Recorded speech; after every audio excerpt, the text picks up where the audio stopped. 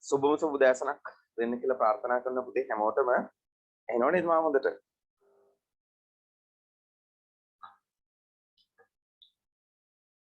හරි මම චුට්ටක් හිටිය විනාඩි 5ක් විතර කට්ටියම සම්බන්ධ වෙනකම් මොකද අද අපි වෙලාව චුට්ටක් වෙනස් කළා පටන් ගන්න පළවෙනි දවසේ නිසා මොකද පැය භාගයක් දැන් චුට්ටක් කලින් අපි පටන් ගන්න ඕනේ පන්තියේ ඒ නිසා හරි එහෙනම් අපි අනිත් අය එනකම් වැඩ ටික පටන් ගමු එතකොට ඕගොල්ලන්ට අද අපි කතා කරන්න බලාපොරොත්තු වෙන්නේ පුතේ සාහිත්‍ය කොටස. එතකොට සාහිත්‍ය කොටස කියන්නේ මේ වෙනකොට ඕගොල්ලෝ හැමෝම දන්නවා හානාහිය පානා අඬහැරෙන් දෙනේ පාඩම සාකච්ඡා කළා. ඒකේ පුතේ මේ වෙනකොට අපි විචාර ප්‍රශ්න 5ක් තියෙනෝනේ ඔක්කොම.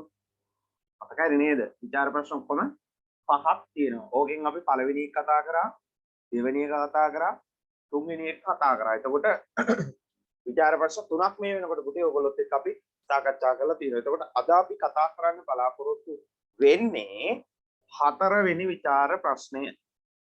හතරවෙනි විචාර ප්‍රශ්නය. එතකොට හතරවෙනි විචාර ප්‍රශ්නය කියන්නේ ජන කවියේ දැකිය හැකි සුවිශේෂී ලක්ෂණ උපදේශ කවිය තුලද දැකිය හැකිය. උදාහරණ දෙමින් පැහැදිලි කරන්න. එතකොට මේ සම්බන්ධයෙන් අපි උදාහරණ තුනක් දාලා මේ ප්‍රශ්නට උත්තරය අපි සාකච්ඡා කරන්න බලාපොරොත්තු වෙනවා පුතේ අද පන්තියේදී. ඊට පස්සේ ඊට අමතරව පස්සේ ප්‍රශ්නේ මම අභ්‍යාසයක් විතර ඕගලන්ට දෙනවා. මොකද උප දවසේ විචාර ප්‍රශ්න උත්තරයක් ලිව්වේ නැති නිසා. හරි. එහෙනම් විනාඩි 3ක් දෙන්නම්. අක්ගාලෝ ප්‍රශ්න ලියා ගන්නකො.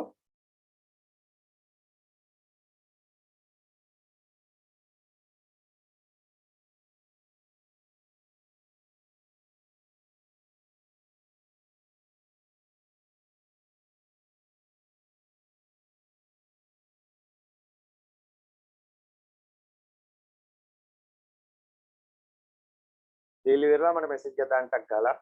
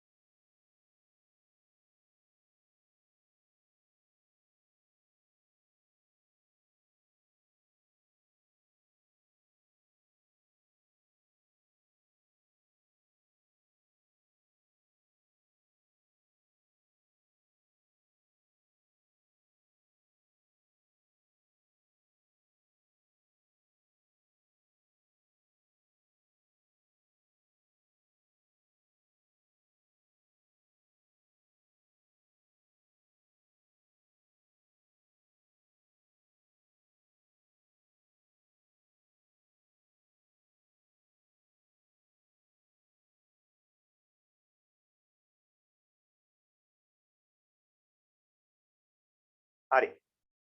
හරි පුතේ.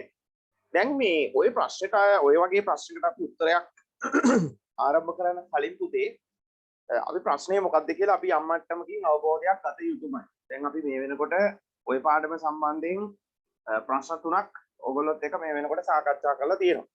එතකොට සාමාන්‍යයෙන් ওই ප්‍රශ්නට උත්තරේ ලියාගෙන යද්දී ඕකේ තියෙනවා මේ දක්වා කතා කරපු ප්‍රශ්න වලට අමතරව වෙච්ච විශේෂ කාරණාවක් ඉස්මතු කරලා.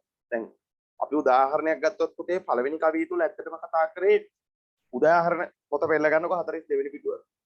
උදාහරණ කෙනහැර පාමින් අපූර්ව ආකාරයට උපදේශ දෙද්දී ජන කවිය අතුළු හැකියාව. ඔය පළවෙනි ප්‍රශ්නේ.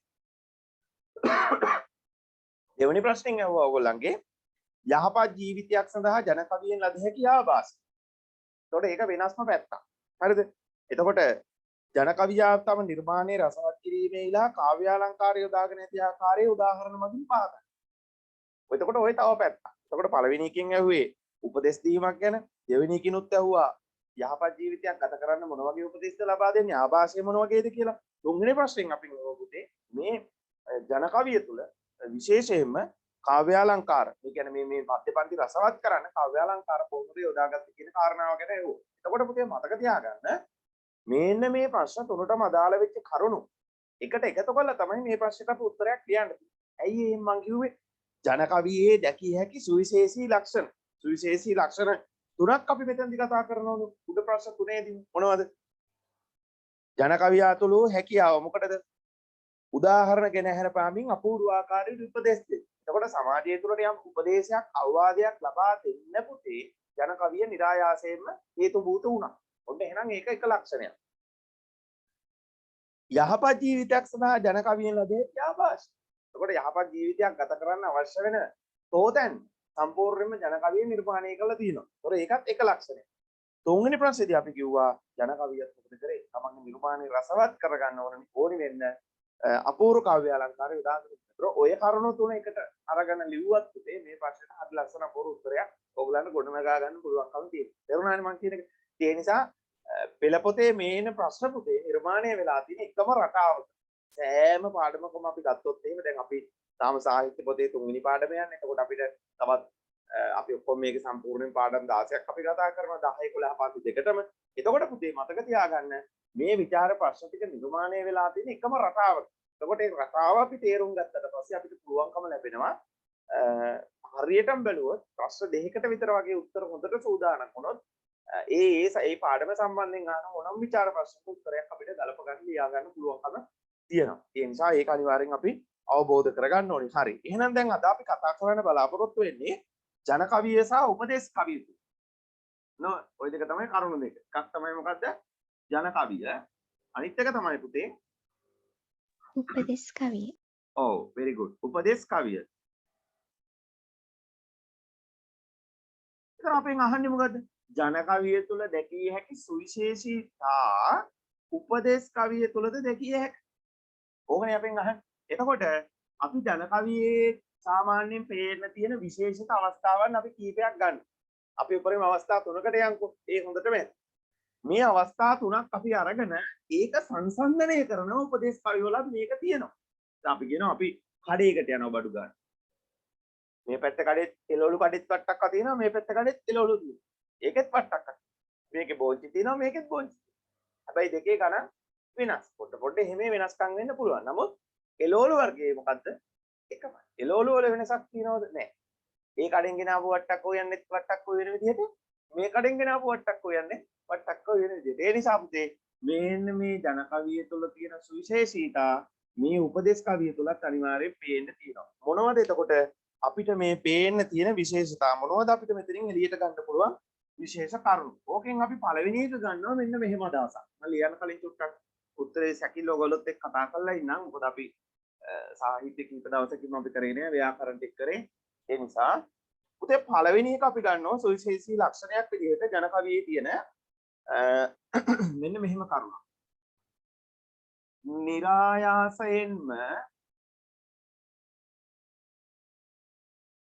නිරායාසයෙන් වචන කලා ඒම. නිරායාසයෙන් වචන ගලා ඒම. අපි දෙවෙනි කාරණාව විදිහට කතා කරනවා පරිසරයෙන් ගත්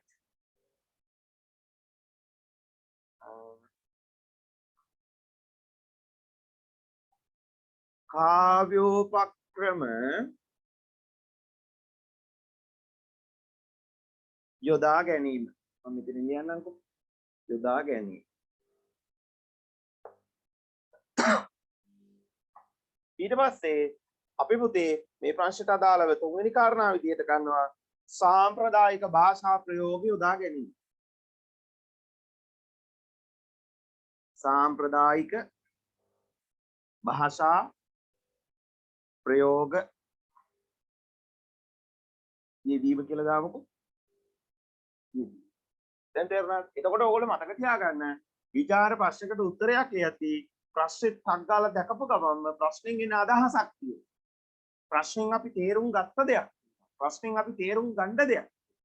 ආන්න ඒ තේරුම් ගන්න දෙයට අපි හිතින් හදා ගන්නවා මෙන්න මේ උදාහරණය මේකට දාන්න. මේ උදාහරණය මේකට දාන්න පුළුවන්. මේ උදාහරණය මේකට දාන්න. එතකොට මතක තියාගන්න පුතේ මේ රාමුවෙන් පිට ඕගොල්ලෝ යන්නේ නැහැ. තේරුණාද? දැන් ගොඩක් වෙලාවට සමාලාවට ඕගොල්ලෝ හිතනවා විචාර ප්‍රශ්නට අපෝ මං සෑහෙන කරුණු ලියලා තියෙනවානේ. දැන් හිතපුවාන් වාර විභාගයක් සෙට් වෙන්න පුළුවන් නැත්නම් මොනවා හරි වෙන විභාගයක් සෙට් වෙන්න පුළුවන් නේද? හැබැයි ඕගොල්ලෝ ඕගාල කරුණු ලියලා තියෙනවා. හැබැයි මොන තරම් ඕගොල්ලෝ කරුණු ලියුවත් පුතේ මතක තියාගන්න ඔයාලගේ උත්තරයට පිරිසිදු කරුණු ඇතුළත් වෙලා නැත්තම් ඔයාලා දාන උද්ෘතය ඒ විචාර ප්‍රශ්නට අදාළ නැත්තම් පුතේ ඕගොල්ලෝ මොනතරම් කරුණු ගොඩනගා ගත්තත් ඕගලන්ට ලකුණු ලැබෙන ප්‍රමාණය අඩුයි. තේරුණාද? ඒ නිසා හොඳට මතක තියාගන්න විචාර ප්‍රශ්නකට අපි උත්තරයක් ලියද්දී අපි මෙන්න මෙහෙම පුංචි සැකිල්ල නිර්මාණය කරගමු. ඒ නිර්මාණය කර ගැනීම තුළින් ඕගොල්ලන්ට වෙන්නේ මොකද්ද? කාලය ඉතුරු කරගෙන ඉතාමත්ම සාර්ථක විචාර ප්‍රශ්නකට උත්තරයක් ලියන්න පුළුවන්. දැන් අපි මේ කරුණු තුලින් පිට යන්නේ නැහැ. අපි පළවෙනි කාරණාව විදිහට નિરાයාසයෙන්ම වචන කලාවේ පරිසරයෙන් ගත් කාව්‍යෝපක්‍රම යොදා ගැනීම. සාම්ප්‍රදායික භාෂා ප්‍රයෝග යෙදීම නැත්නම් යොදා ගැනීම. එතකොට මේ කියන කරුණු තුනෙන් එහාට අපි මේ විචාර ප්‍රශ්නෙට යන්නේ නැහැ. ඒ නිසා මේ කරුණු තුන මූලික කරගෙන තමයි පුතේ මේ විචාර ප්‍රශ්නට උත්තරේ ලියන්න බලාපොරොත්තු වෙන්නේ. අපි කියන පටන් ගමු. කොහොමද මේක ලියන්නේ කියලා. රයිට්. මෙහෙම ලියමු.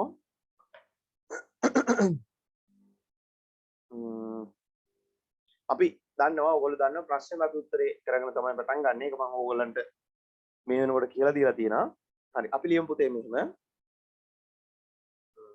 එතකොට දැන් මෙහෙමයි. මේ ජන කවිය කියන්නේ මොකද්ද? උපදේශ කවිය කියන්නේ මොකද්ද? ඒවා හඳුන්වන්න යන්න අවශ්‍ය වෙන්නේ නැහැ. ඒකත් මතක තියාගන්න. නැත්නම් ඕගොල්ලෝ ඡේද දෙකක් විතර වැය කරනවා.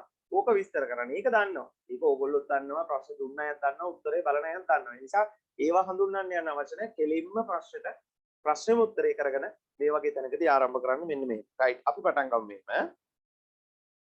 ජන කවියේ දැකිය හැකි සුවිශේෂ ලක්ෂණ ජන කවියේ දැකිය හැකි සුවිශේෂ ලක්ෂණ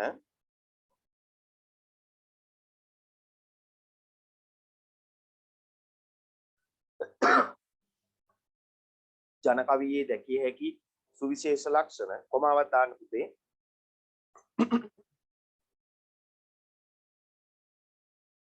උපදේශ කවිය තුළ දැකිය හැකි බවද උපදේශ කවිය තුළ දැකිය හැකි බවද උපදේශ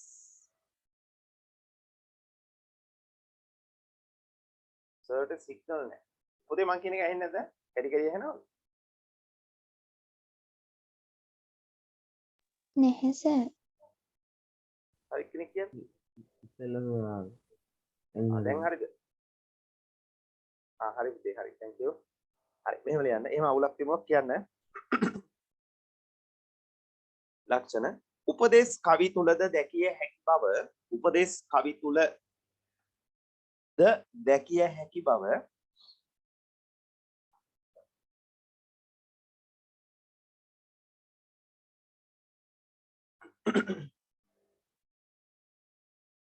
දැකිය හැකි බව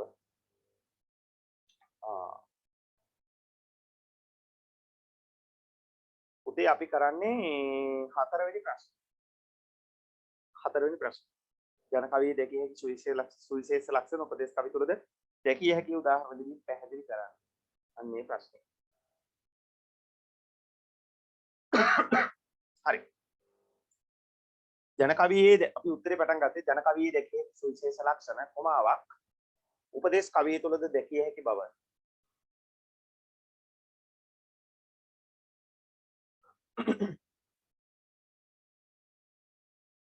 නියමිත පාඩම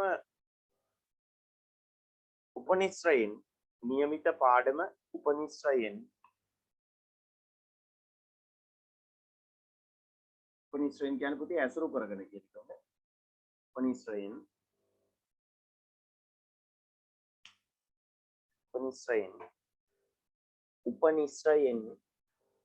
මෙසේ සාකච්ඡා කළ හැකිය.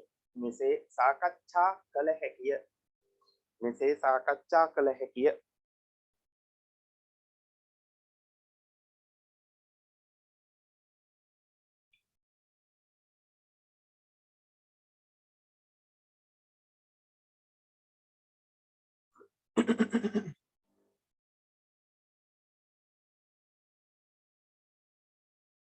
හරි. සිංහල ගැමි ජනයාගේ සිංහල ගැමි ජනයාගේ සිංහල ගැමි ජනයාගේ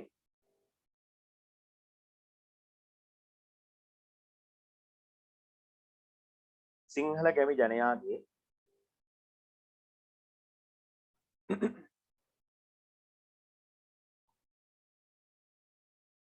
ගැමි ජනයාගේ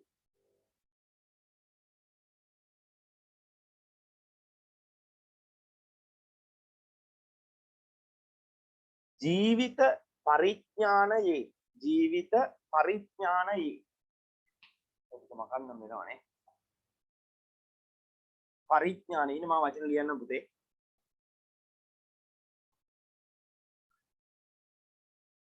ජීවිත පරිඥානයේ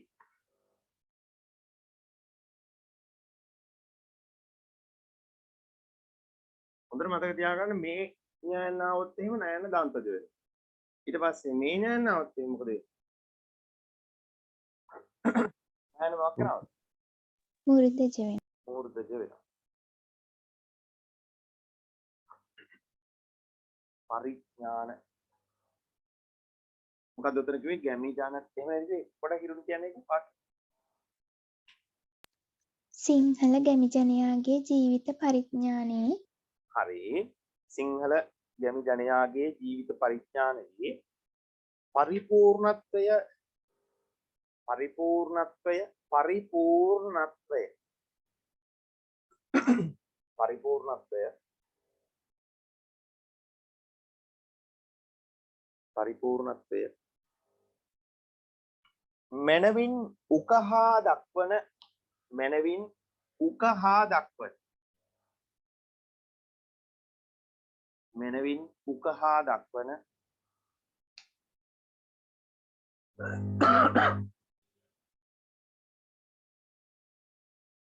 දක්වන උකහා දක්වන අපූර්ව අවස්ථාවක් ලෙස අපූර්ව අවස්ථාවක් ලෙස අපූර්ව අවස්ථාවක් ලෙස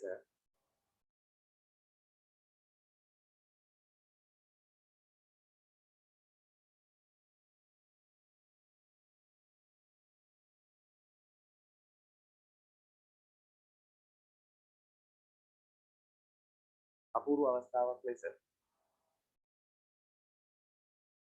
ජනකවියේ ව්‍යාප්තිය නැත්නම් ජනකවියේ නිර්මාණය ජනකවියේ නිර්මාණය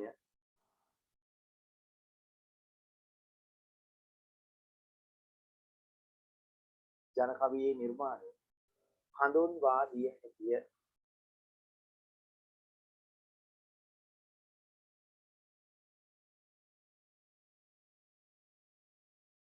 හඳුන්වා දිය හැකිය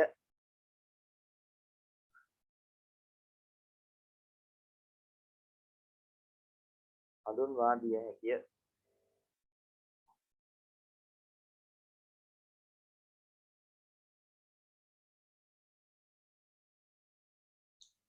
බාල තරුණ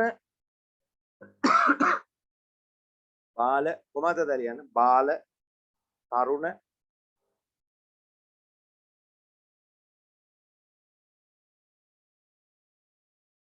හා වැඩිහිටි පරම්පරාව හා වැඩිහිටි පරම්පරාව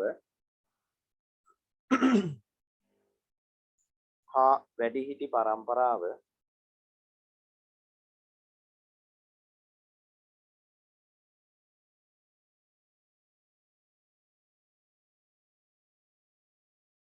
පරම්පරාව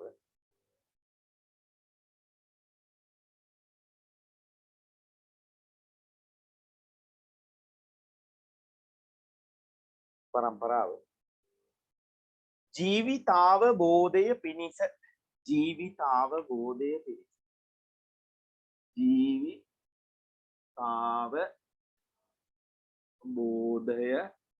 පිණිස ජීවිතාවබෝධය පිණිස දැන් මම ප්‍රාණ වෙනවා ජීවිතාවබෝධය පිණිස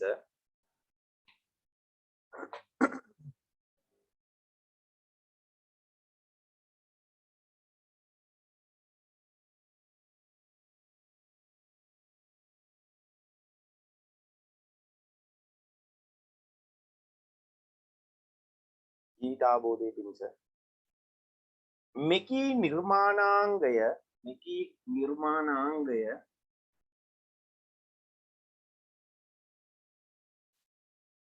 මෙකී නිර්මාණාංගය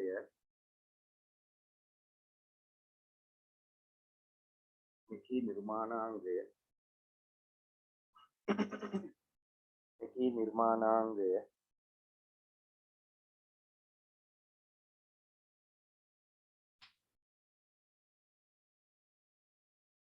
අපූර්වත්වයෙන් යුතුව වැළඳගත්තේ අපූර්වත්වයෙන් යුතුව වැළඳගත්තේ අපූර්වත්වයෙන් යුතුව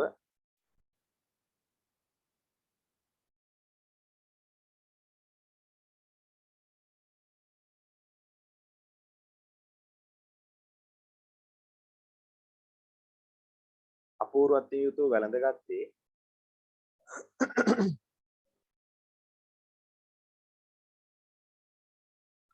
මෙහි ඇති සුවිශේෂී ලක්ෂණ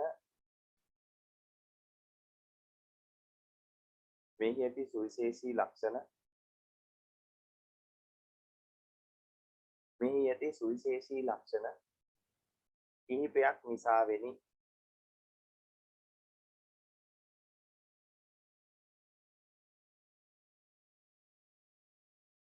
සුවිශේෂී ලක්ෂණ කිහිපයක් නිසාවෙනි සුවිශේෂී ලක්ෂණ කිහිපයක් නිසාවෙනි පුතේ අපි ලියන්නේ හතරවෙනි ප්‍රශ්නය හොඳේ හතරවෙනි ප්‍රශ්නය 42 වෙනි පිටුවේ නිසාවෙනි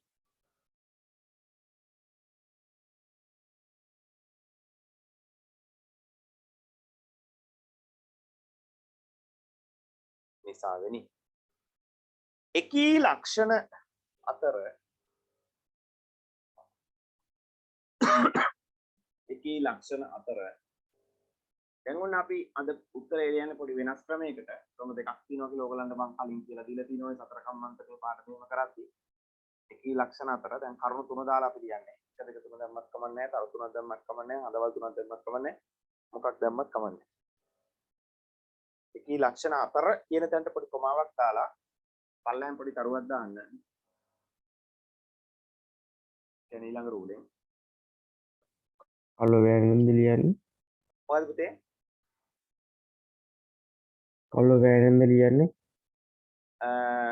දැන් ඔයා ලියාගෙන ආවේ මොන පාටින්ද නිල් පාටින්ද ඔයා කළු පාට පෑනක් තියෙනවා නම් කළු පාට පෑනේ කරුණු වගේ ඔය පුතේ වෙනම පෑනක් පාවිච්චි කරන්න කළු නිලුයි දෙකම පාවිච්චි කරන්න හරි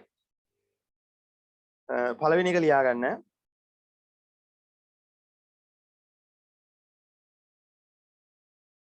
මෙන්න මෙහෙම ලියන්න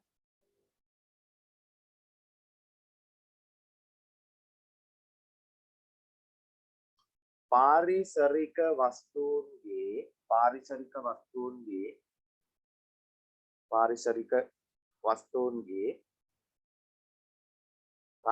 වස්තුන්ගේ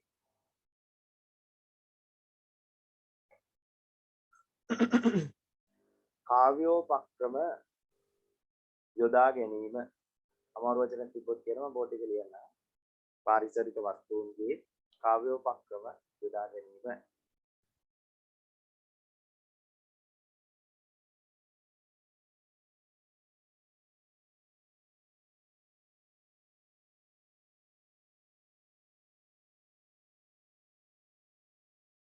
දෙක දෙවෙනි කාරණාව දෙවෙනි තරුව ඊළඟ රූලේ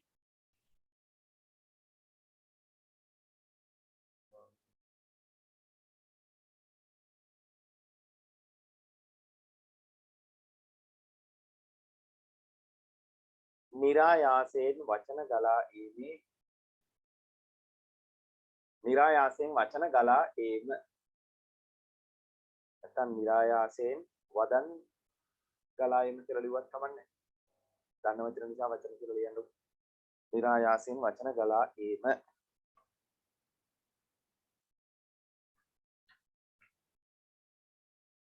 තුන්වෙනි අවස්ථාව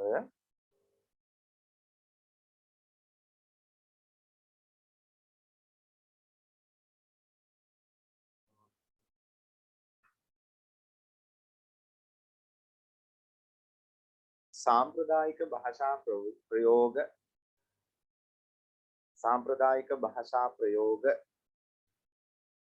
उपयुक्त किरीम सांप्रदायिक भाषा प्रयोग होते सांप्रदायिक भाषा प्रयोग उपयुक्त किरीम सांप्रदायिक भाषा प्रयोग उपयुक्त किरीम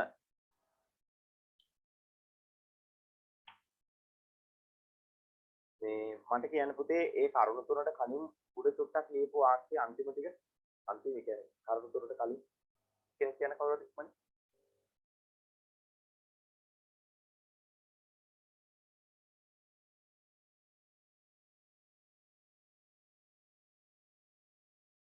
සර් බාල තරුණ එතනින්ද ඔව් එතනින්දම කියන්නකෝ බාල තරුණ හා වැඩිහිටි පරම්පරාව ජීවිතාවබෝධය පිණිස මෙකී නිර්මාංගය අපූර්වත්වයෙන් යුතුව වැළඳගත්තේ මෙහි ඇති සුවිශේෂී ලක්ෂණ කිහිපයක් නිසාවෙනි.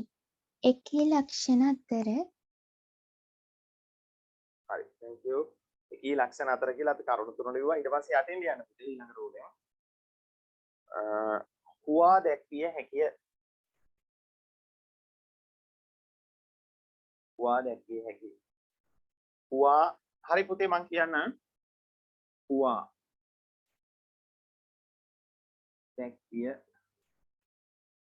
මේ හිරුනි ඔහොම කියනකො පුතේ ඔබේ දෙවෙනි කාරණාව අර මුස්මතුට පොඩ්ඩක් කියාගන්න දෙවෙනි කාරණාව නිරායාසයෙන් වචන ගලා ඒම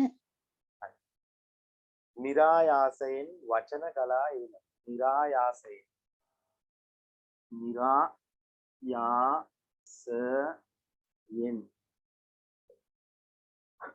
කියන කිසිම උත්සාහයක් නැතුව ඔහේ ගලාගෙන හැබැයි ලස්සනයි ඒක තමයි දෙවෙනි කාරණා රයිට් හුවා දැක්විය හැකිය ඒ කියන්නේ හුවා දක්වනවා කියන්නේ අපි ඒක ඉදිරිපත් කරනවා කියන එක. ඒකට අපි ඉදිරිපත් කරනවා කියන වචනේ මෙන්නට අපි එතනට දානවා පුතේ හුවා දැක්විය හැකිය කියලා. හරි පුතේ.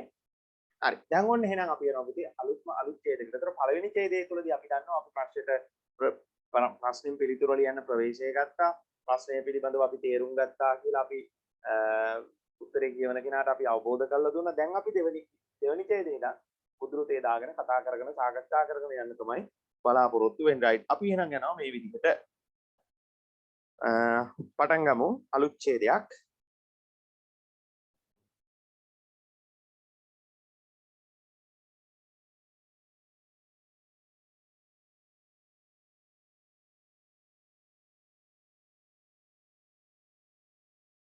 කවියේ රස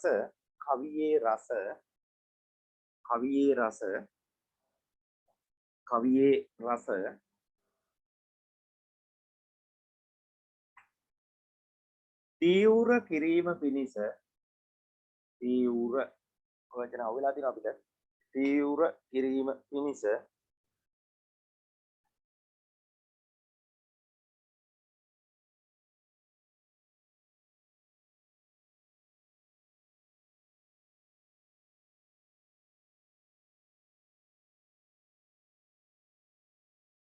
කවියේ රස තීව්‍ර කිරීම පිණිස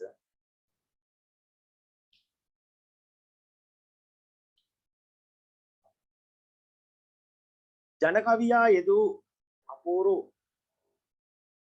අවස්ථාවක් ලෙස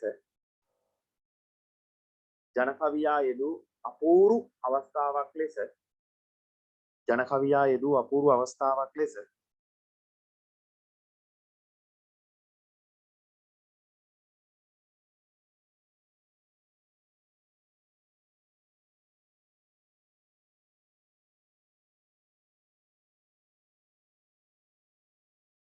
ලෙස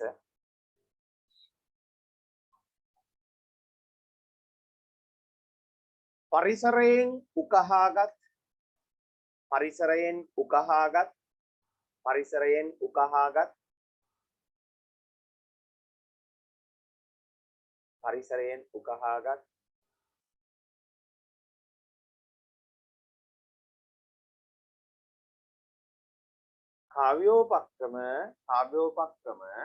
කාව්‍යෝපක්‍රම පරිසරයෙන් උකහාගත් කාව්‍යෝපක්‍රම ඉදිරිපත් කළ හැකිය ඉදිරිපත් කළ හැකිය ඉදිරිපත් කළ හැකිය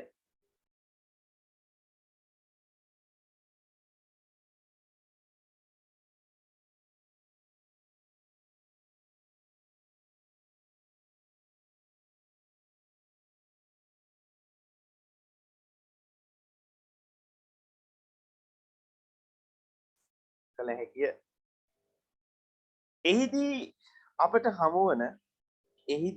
හමුවන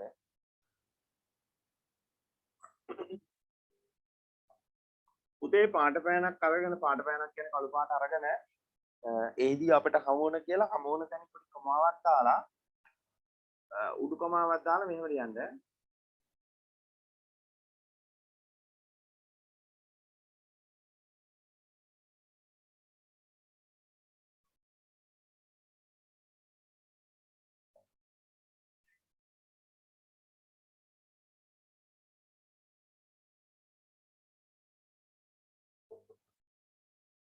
ලස්සන හිමවතේ මාවී පැසෙන අහලා තියෙනවනේ කවිය නේද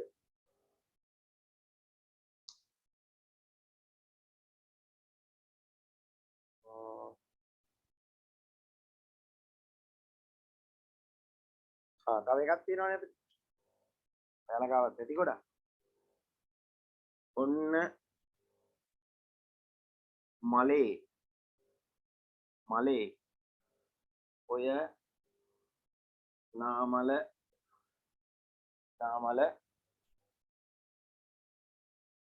නෙලා වරේ ඔන්න මලේ ඔය නාමල නෙලාවර ඔය ඇති කවිම ලියන්න යන්න ඕනේ නැහැ මොකද අපේ මුඛ්‍ය පරමාර්ථයේ ප්‍රධාන අභිලාෂය ප්‍රධාන බලාපොරොත්තුව මේ උපදේශ කවිය තුල ජන කවියේ දැකිය හැකි සුවිශේෂී ලක්ෂණ තියෙනවා කියන එක සනාථ කිරීම. නැත්නම් ජන කවිය තුල තියෙන සුවිශේෂී ලක්ෂණ ඉස්මතු කරගෙන නෙමෙයි හොඳේ. ඒක හොඳට තේරුම් ගන්න.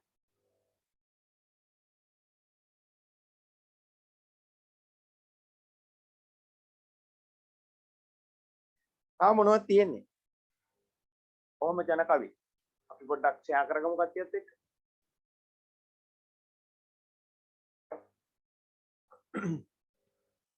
පරිසරයෙන් ගත් අවස්ථාවන් නිරූපණය කරන ජන කවිතාව කිවේද? ඒ කියන්නේ පරිසරය තුළ දැන් මාවි ගත්තට පස්සේ පරිසරය තුළ මාවි නේද? ඊට පස්සේ ඔන්න මලේ ඔය නාමල් හැදෙන්නේ පරිසරයේ නේද? එතකොට අන්න ඒ වගේ අවස්ථාවන් දෙකක් අපිට උතනින් ඉදිරිපත් කරගන්න පුළුවන්. ඊට අමතරව ඔයගොල්ලෝ දන්න දේවල් මොනවද? තව තියෙනවද? ජන කවි වල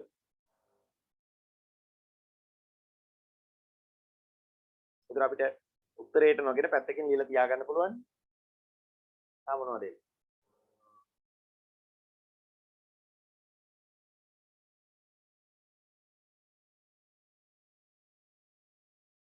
දොඩම් කපාලා. මොකද ඒ කවිය පොතේ?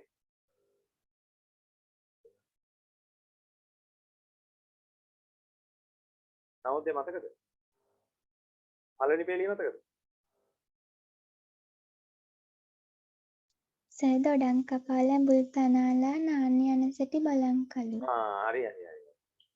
දොඩම් කපාලා ඇඹුල් තබාලා නාන්න යන සැටි බලන් කළු නේද? ඊට පස්සේ දැන් අර මේ දැන් ඔය ජන කවි කොහොම ඔලිම්පික් එළිය නම් ඔක්කොම ටික අයිති වෙනවනේ.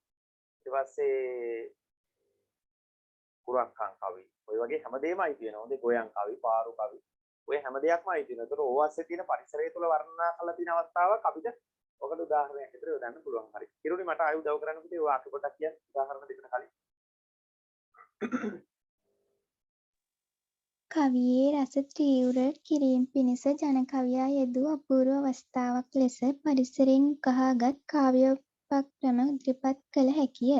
එහිදී අපට හමුවන ලස්සන හිමවතේ මා වී පැසෙන්නේ ඔන්නමලේ ඔයනාමල නෙලාවරේ. හරි thank you. ඒදී අපිට හමු වෙන කියලා නේ අපි පටන් ගත්තේ.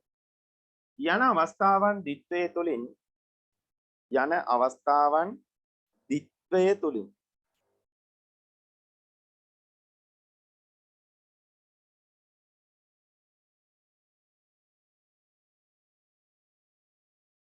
යන අවස්ථාවන් දිත්වයේ තුලින්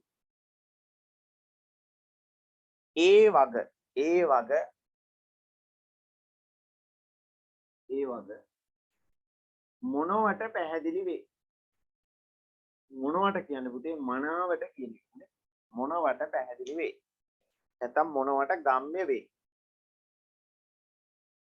මොනවට ගම්ම්‍ය වේ.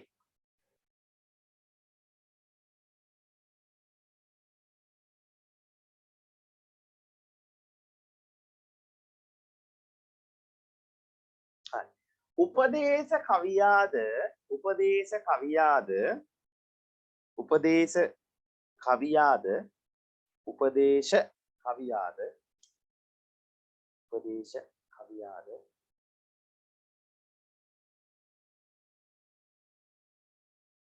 උපදේශ කවියාද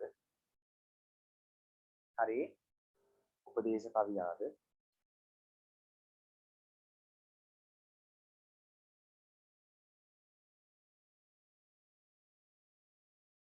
කවියාද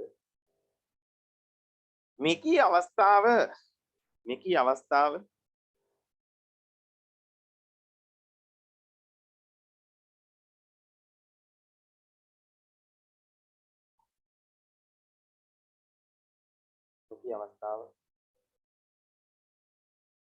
සිය නිර්මාණ වෙත සිය නිර්මාණ වෙත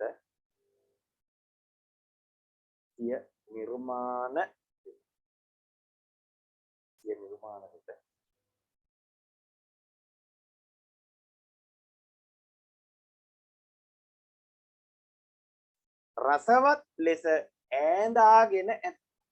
අපි තවත් වචනයක් ගන්න. ඈඳා. රසවත් ලෙස ඈඳාගෙන ඇත.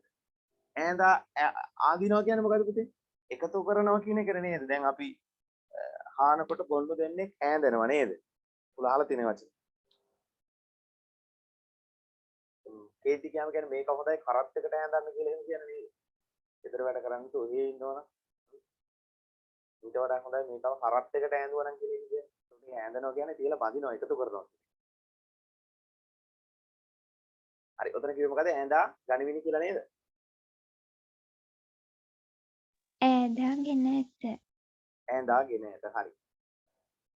ඒ බව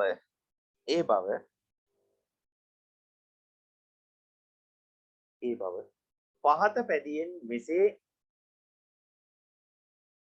පැදියෙන් මෙසේ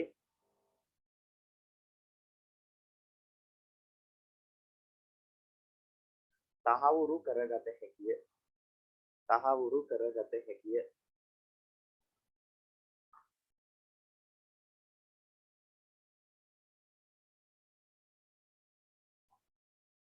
පුතේ අපි ඕකට ගන්නේ එක් උණදාට උණ දණ්ඩේ පැනිසේමා කියන කවිය. එක් උණදාට උණ දණ්ඩේ පැනිසේමා ආන්නේ කවිය.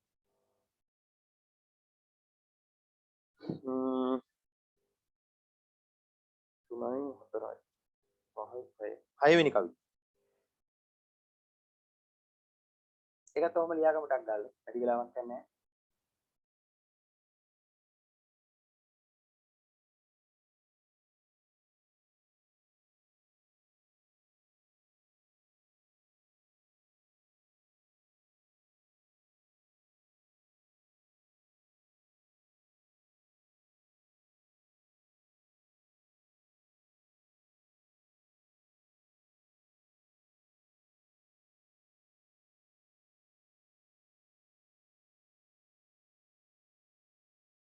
හරි. කවි ලියාගත්තා. එතකොට ඕකේ බලන්නකො ඔය කවිය චුට්ටක් කවි කියන මෙන්න මෙහෙම එක්කොණ දාට උක්කණ්ඩේ පැනිසේවා වෙන්නුණ දාට යක්දෙබරේ වදසේම ගොසින් ගොසින් කටුවත්තේ අද සේමා ඉතින් ළඟේ කරිඩ තිබ්බටු සේමා. එතකොට ඕකෙන් පැහැදිලි වෙනවා අපිට උපදෙස් දෙන කවියක් මොකද කරේ පරිසරයේ තියෙන දේවල් කාව්‍යෝපක්‍රම විදියට පාරිසරික කාව්‍යෝපක්‍රම විදියට කියන්නේ පරිසරයේ තුල තියෙන වස්තුන් පුතේ තමන්ගේ නිර්මාණය සඳහා උදාහගත්. ඒක තමයි අතර සරලව අපි කතා කරන්නේ. එතකොට ඒක හරි අපූර්වත්වයෙන් යුතු ඉදිරිපත් කරලා තියෙනවා ඔය කවිය තුලදී. එතකොට අපි ජන කවිය තුල තියෙන ලක්ෂණයක් විදිහට අපි ගත්තා ඔය ලස්සන හිමෝතේ මාවි බැසෙන්නේ කියන එකේ ඔන්න මලේ ඔය නාමල නිලාවරෙන් ඊට පස්සේ අර දොඩම් කපාලා කියන කවිය අර දුවා වගේ ඒ සෑම දෙයකම අපි ඉස්මතු කරගත්තා. මොකද්ද? පරිසරයේ තියෙන වස්තුන් මේ නිර්මාණකරුවන් නිර්ලෝභීව තමන්ගේ නිර්මාණය රසවත් කිරීම පිණිස ඉදිරිපත් කළා තියෙනවා. ඒ ආభాෂයේම උපදේශ දෙන කවියක් මොකද කරේ? උපදේශාත්මක කවිවලදී මේ කියන පාරිසරික වස්තුන් තමන්ගේ නිර්මාණය වෙනුවෙන් හරි අපූර්වට උකහාගෙන තියෙනවා කියන එක අපිට මෙතනදී විශේෂයෙන්ම සාකච්ඡා කරන්න පුළුවන්කම තියෙනවා. රයිට්. අපි යනවා පුතේ අලුත් ඡේදයකට ඊළඟ රූලෙන්. හරි. මෙහෙම ලියමු.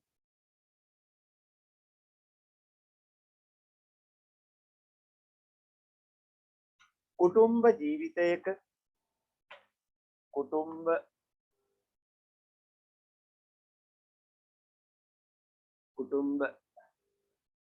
කුටුම්බයක් කියන්නේ පෞල් ජීවිතයක් කියනවා. පෞලක්. කුටුම්බ ජීවිතයක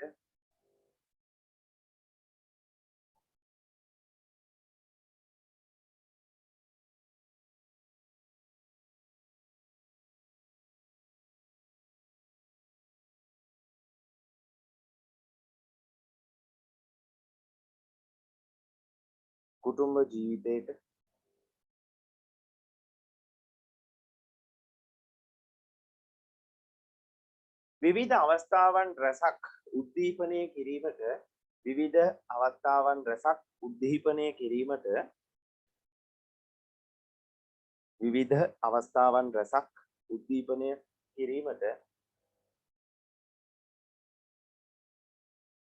උද්දීපනය කිරීමට කවියාමය මනවින්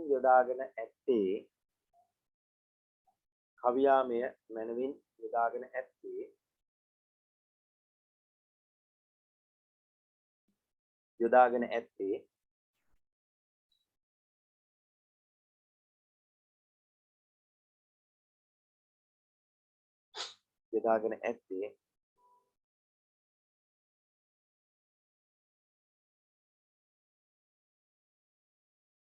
පරිසරයේ ඇති වස්තුන්ගේ සංකලනයක් මගිනි. පරිසරයේ ඇති වස්තුන්ගේ සංකලනයක් මගිනි.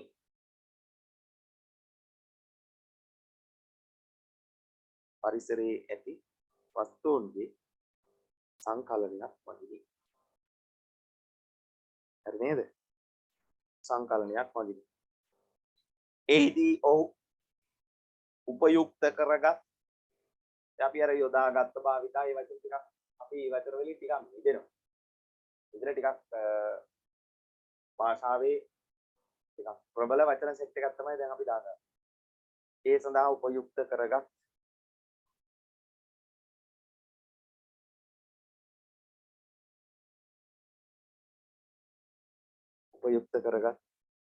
උක්දණ්ඩ පුතේ පාට පෑනකින් ලියන්න මේ ඉස්සරහට කොමාද දා උක්දණ්ඩ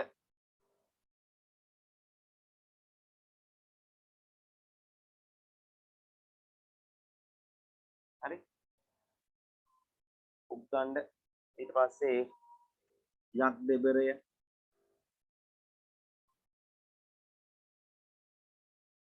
පස්සේ කටුවත්ත කියන එකත් ඉතින් ගන්න පුළුවන්. කටුවත්ත ඔයාලා හර දිගටම ලියාගෙන යන්න. කටුවත්ත ඊට පස්සේ කරවිල තිබ්බටු මේ දවස්වල නම් ගණන්නේ නේද? කරවිල හා තිබ්බටු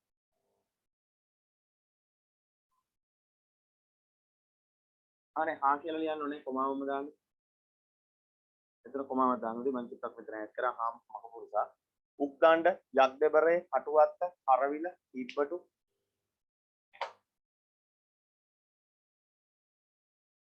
තිබ්බටු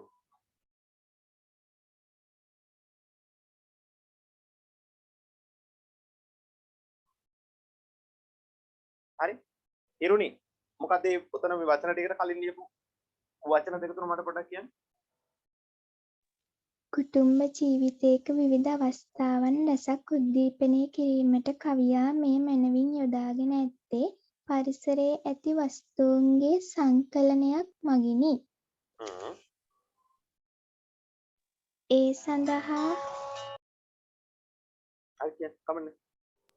ඒ සඳහා උපයුක්ත කරගත් උක්දණ්ඩ යක්දෙබරේ කටුවත්ත කරවිල තිබ්බටු. හරි පුතේ thank you. ඒ සඳහා උපයුක්ත කරගත් උක්දණ්ඩ යක්දෙබරය කටුවත්ත කරවිල තිබ්බටු. ඒ සඳහා උපයුක්ත කරගත් වදන් මාලාව මගින් වදන් මාලාව මගින් වදන් මාලාව මගින් වදන් මාලාව මගින් වදන් මාලාව මගින් වදන් මාලාව මගින් ඒ බව මනවින් ගම්‍යමාන වේ. ඒ බව මනවින් ගම්‍යමාන වේ. ඒ බව මනවින් ගම්‍යමාන වේ. එතකොට දැන් මම ඔයාලට පුංචි දෙයක් කියන්න ඕනේ පුතේ. දැන් මේ උද්ෘතයේ දාන්නේ මම මේ කලින් කියපු එකක්. දැන් සමහරට ඕගලන්ට අමතක වෙලා තියෙන්නත් පුළුවන්. ඒ නිසා මේ කියන්නේ උද්ෘතයේ දාද්දී අනිවාර්යයෙන්ම උද්ෘතයට කලින් ලියනවනේ අපි ඡේදයක්. මේ තියෙන උද්ෘතේ නැත්තම් නිදසුන කියලා හිතන්නකො. මේකට කලින් අපි ලියනවා ඡේදයක් මෙතන. ඒකට යටනුත් අපි ඡේදයක් ලියනවා කලින්. මේ උද්ෘතයට යට මේ විදිහට. එතකොට පුතේ මතක තියාගන්න ඔයා මේ දාන උද්ෘතය අනිවාර්යෙන් මේ විචාර ප්‍රශ්නට දාලා විය යුතුමයි. ඒ විතරක් නෙමෙයි මේ දාන උද්ෘතය විචාර ප්‍රශ්නට අදාළයි කියලා ඔයා මේ උද්ෘතයට කලින් ඡේදයේදී ඉස්මතු කළ යුතුමයි.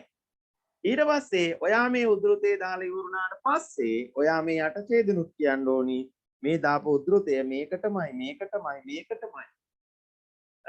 මේ විචාර ප්‍රශ්නෙටමයි මේ උද්ෘතේ ගැලපෙන්නේ වෙන මොකටවත් ගැලපෙන්නේ. දැන් අපි කඩේකට ගියාම කියන්නේ මේක මිස්ටමයි ගැලපෙන්නේ මේ සර්ටමයි මේක හොඳ සර්ට බලන්න කොච්චර ලස්සන මැච් වෙනවද කියලා සර්ගේ පෙනුමත් එක මේ ෂර්ට් එක අතපුවම ආයි සුපිරියට වෙනවා සර්ටමයි මේක ගැලපෙන්නේ සර් මේ වෙන පාට වල ඔහොම කියනවනේ කඩවල වලට ගියාම මොකද දැකලාද එතකොට මොකද කරන්නේ කොහොම හරි අපි මේකේ පටලවන්නම තමයි හදන්නේ ඒක තමයි මේ ව්‍යාපාරිකයාගේ තියෙන දක්ෂතාවය වෙලෙන්දගේ එතකොට පුතේ අන්න ඒ වගේ අපි දාන මේ උද්ෘතේ අනිවාර්යයෙන්ම අපි 100%ක්ම සහතික කරවන්න ඕනේ මොකක් කියලාද මේ දාපු උද්ෘතය මේ ජන කවියේ දැකිය හැකි විශේෂ ලක්ෂණ උපදේශ කවි තුළ දැකිය හැකිය කියන ප්‍රස්තුතේ සනාථ කරන්නමයි මේ උදාහරණය අපි ගත්තේ. ඒක පුතේ මෙතනදී අපි කියනවා මේ උදාහරණය ගත්තේ නිසා වෙයි කියලා. මෙතනදී කියනවා ඒ කියන්නේ උද්ෘතයට කලින් අපි කියනවා මොකද්ද?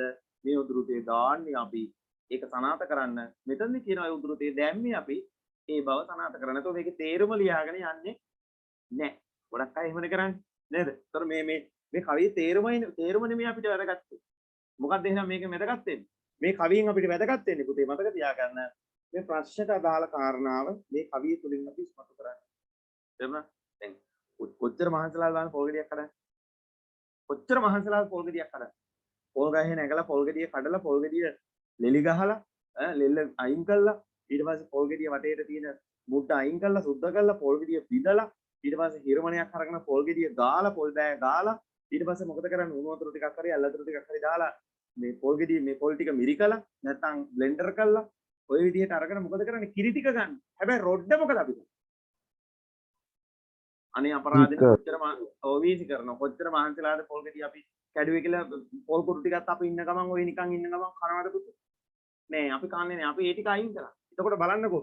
එතකොට සාමාන්‍ය කෙනෙකුට හිතෙන්න පුළුවන් මෙච්චර මේ මහන්සිලා කඩාගත්ත පොල් ගෙඩිය රොඩු ටික අම්මපා මේක වීසි කරානේ කියලා ඔන්න හිතන්න පුළුවන්. හැබැයි මොකද අපි කරන්නේ? අපිට අවශ්‍ය දේ විතරයි අපි ගන්න. තේරුණාද? මොන තරම් මහන්සියක් අපි ගත්තත් අපිට අවශ්‍ය දේ විතරයි අපි ගන්න.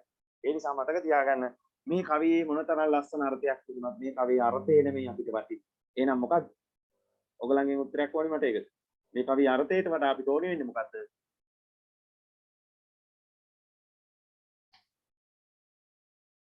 මේ කවිය අර්ථයට වඩා අපිට ඕනේ වෙන්නේ මොකද්ද? කවිය සනාථ කිරීම. Very good. උපදේශය. ඔව් උපදේශය කියන්නේ පුතේ මේ ප්‍රශ්නයට අදාළ කාරණාවම තමයි අපිට ඕනේ. අතු මේක අදහසක් අර්ථයක් නෙවෙයි අපිට ඕනේ. අර්ථයක් නෙවෙයි යුතු තැන් එනවා. ඒවා මම කියලා දෙන්නම්. ඊට ප්‍රධාන වශයෙන්ම ඔයගොල්ලෝ මතක තියාගන්න. අපිට මේ කවිය ඕනේ වෙන්නේ. ඒක මොකවත් නෙවෙයි. ප්‍රශ්නය සනාථ පිළිතුර සනාථ කරගත හැකි කාරණාව පමණයි අපිට උපදී ඕනේ වෙන්නේ. රයිට් අපි යනවා ඉස්සරහට. මේ විදිහට අලුත් ඡේදයක්. ඔතන අවසන් කරේ කොහොමද? වදන් මාලාව මගින් ඒ බව මෙහෙණවින් ගම්‍යමාන වේ. ගම්‍යමාන වේ. හරි පුතේ. ගම්‍යමාන වේ. අපි යනවා එහෙනම් අලුත් ඡේදයකට. එන්න මෙහෙම. අපි දෙවෙනි කාරණාවට ලිව්වේ මොකද්ද? નિરાයාසයෙන් වචන ගලායේ මේ කාරණාව කියන එක. ඒක නේද ලිව්වේ? ඔව් සර්. හරි. අපි යනවා අලුත් ඡේදයකට මෙහෙම. ජන කවිය මෙතරම් සමාජගත වන්නට ජන කවිය මෙතරම් සමාජගත වන්නට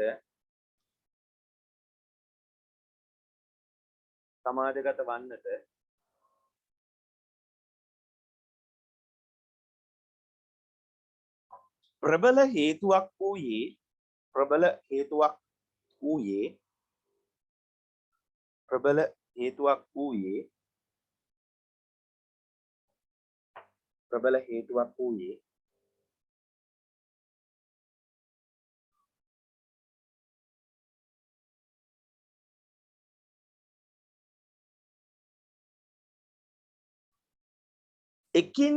එකිනෙකට සම්බන්ධ වූ එකිනෙකට කියන එක එකිනෙකට සම්බන්ධ වූ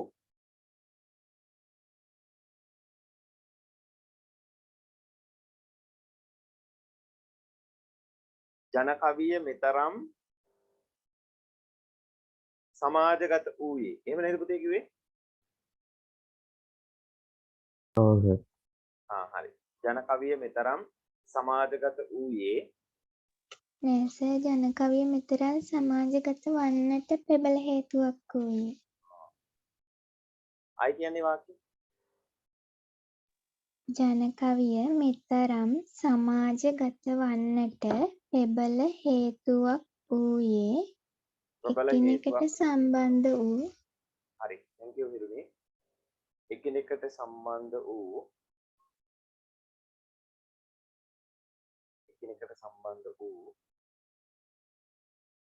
විස්මා හරි නේද?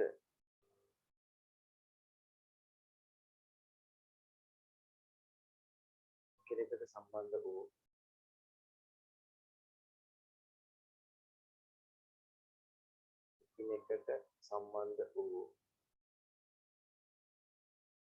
වදන් මාලාවක හරි පුතේ වදන් මාලාවක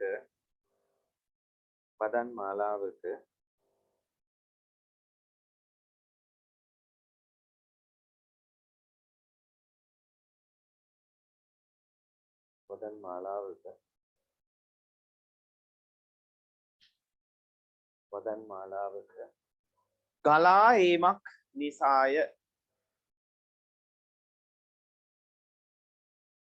වදන් මාලාවක ගලා ඒමක් නිසාය.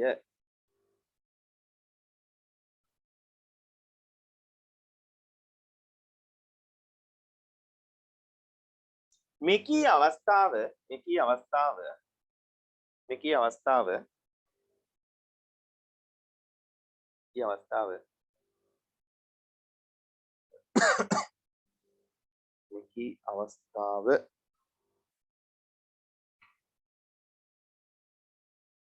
උපදේශ කවියාද මගහැර නැත. උපදේශ කවියාද මගහැර නැත.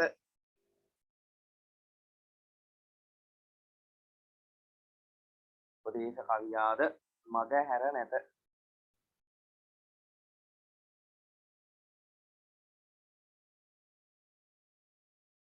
උපදේශ කවියාද මගහැර නැත.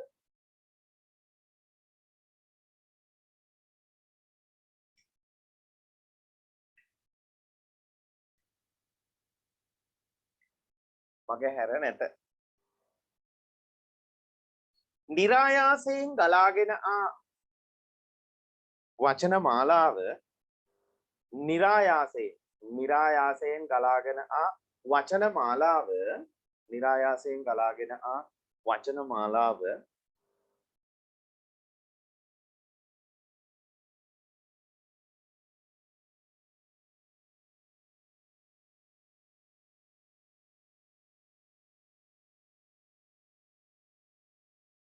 හරිද?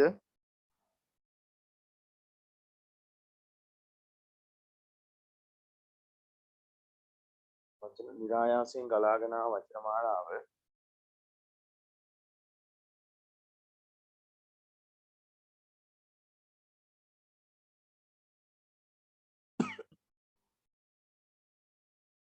નિરાයාසයෙන් ගලාගෙන ආ වචන මාලාව තුල පැවති බැඳීම තුල පැවති බැඳීම තුල පැවති බැඳීම සැබවින්ම මෙහිදී චමත්කාර ජනකය සැබවින්ම මෙහිදී චමත්කාර ජනකය ඇත. චමත්කාර ජනකය නැවතීමේ පිට චමත්කාර ජනකය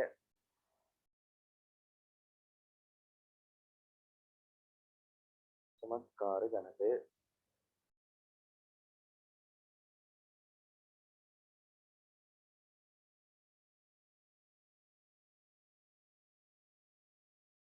මෙකී ලක්ෂණය උද්දීපනය කිරීම පිණිස මෙකී ලක්ෂණය උද්දීපනය කිරීම පිණිස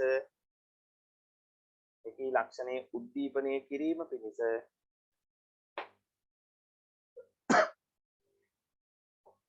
මෙකී ලක්ෂණය උද්දීපනය කිරීම පිණිස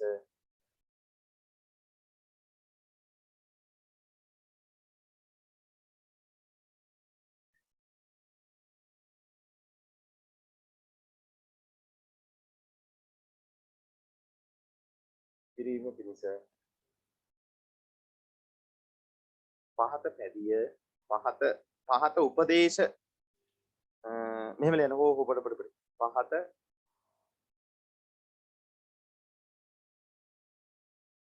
උපදේශ කවිය පහත උපදේශ කවිය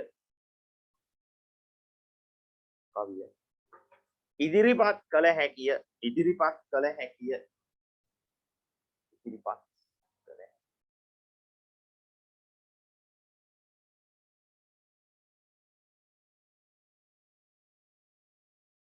ඉදිරිපත් කළ හැකිය.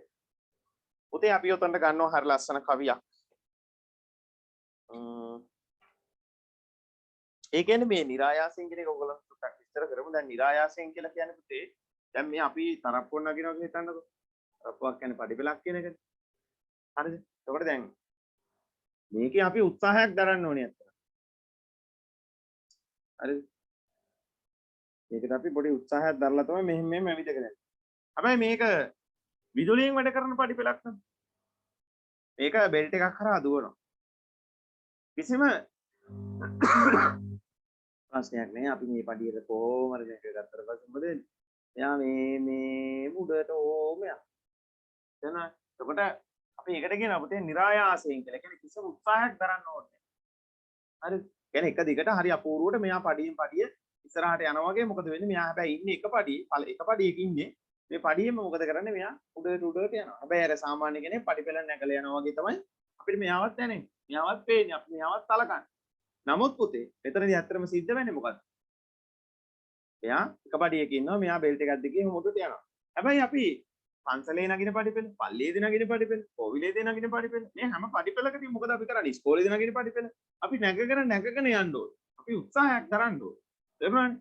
හැබැයි මේ කිසිම තැනකදී අපිට සිද්ධ වෙන්නේ පඩි හදාගෙන යන්න. අපි යන්නේ හදලා තියෙන පඩි. එතකොට ඒ වගේ ජන කවිය තුළ තිබිච්ච විශේෂත්වයක් තමයි පුතේ කිසිම වෙලාවක පළවෙනි පේලියෙන් නැත්තම් කවියේ පළවෙනි පාදයෙන් එන පාදය කියලා කිව්වේ පේලියට පළවෙනි පාදයෙන් එන අදහස දෙවෙනි පදයට මේ දෙවෙනි පදයේ කැපෙන්න ඔය කවදාවත් ඉදිරිපත් වෙලා නැහැ. ඒ කියන්නේ මේ පළවෙනි පදයේ ඉදිරිපත් වෙන අදහස පුතේ දෙවෙනි පේලියට සම්බන්ධයක් තියෙනවා. දෙවෙනි පේළියේ ඉදිරිපත් වෙන අදහස තුන්වෙනි පේළියට සම්බන්ධයක්. තුන්වෙනි පේළියේ තියෙන අදහස හතරවෙනි පේළියට සම්බන්ධයක්. ඔන්න මලේ ওই නාමල නෙලාවරේ. අත්තමිනේ පය බුරුලෙන් තබාවර. ඒ කියන්නේ ඔන්න මලේ ওই නාමල නෙලාවර. නාමල නෙලාගෙන වරෙන් ගිහිල්ලා. හැබැයි අත්තමිනේ හොඳේ ටිකක් පරිස්සමෙන් බලයන් ඔබ ටිකක් නාහිට නැති විශේෂකාරයන් ඈ ඇයි කකුල හයියතුව මොකක් වෙනවා කියලාද කියන්නේ? මොකක් වෙනවා කියලාද කියන්නේ? අත්ත බිඳෙයි. අත්ත බින්දෙනවා. අත්ත බින්දුනොත් එහෙම මේකයි මලයි දෙකම එකට වැටෙනවා. නේද? ඒ නිසා පරිස්සමෙන් ඉන්න කියනවා. ඊට පස්සේ මොකද කිව්වේ? ලස්සන හිමවතේ මාවි පැසෙන්නේ දුක් දෙන අලියතුන් පන්නා හරින්නේ. අනේ ලස්සන මොතේ දෙයියනේ මාවි පැසෙනවා. හැබැයි දුක් දෙන අලියතුන් පන්නා හරින්නේ. අයියෝ හැමදාම මොකක් හරි ගෙංගෙඩියක් කරනවානේ අලියෙක් ඇවිල්ලා. මේ වී ටික කාලේ යනවනේ. මොන තරම් කරුමයක්ද මේක කියලා ගොවිය දුක් වෙනවා. ආන්න එතකොට පළවෙනි පේළියෙන් කියන අදහස පුතේ දෙවෙනි පේළියට සම්බන්ධතාවයක් තියෙනවා. අන්න ඒක තමයි નિરાයාසයෙන් කවියා මේ නිර්මාණය කරා කියලා. තමන්ගේ කවිය. මම හිතනවා ඔයගලන්ට පැහැදිලි ඇති කියලා. ඊළඟ තව කවියක් ගමු. තණ්ඩලේ දෙන්න දෙපොලේ දක්කනවා කටුකැලේ ගාලෙන් නොලිහා වද. තණ්ඩලේ දෙන්න දෙපොලේ දක්වනවා. තණ්ඩලේ දෙන්න දෙපොලේ යනකොට කටුකැලේ ගාලේ නොලිහා වද දෙනවා. බලන්නතර පළවෙනි කවිය පළවෙනි පේළියේ දෙවෙනි පේළිය අතර මොනතරම් සම්බන්ධයක් තියෙනවද බලන්න. එතකොට ඔය වගේම උදාහරණයක් අපිට උපදේශ කවිවලදී හම්බ වෙනවා. ඕක තියෙන්නේ ජන කවිවල. නමුත් මේක තියෙන්නේ උපදේශ කවිවල. බලන්න අපි ගන්න ඕකට මෙන්න මේ කවිය. 1යි 2යි. දෙවෙනි කවිය. බලන්න මේ කවිය එක නැද්ද කියලා. නහින දෙහින කාලෙට පින් කෙරුම යුත වහින කලට කූරිල්ලිල් වලින් එත බහින දියෙන් දෝතක් මුත් තතොත් නැත අනින රිලවුන්ට ඉනිමං පලක් නැත.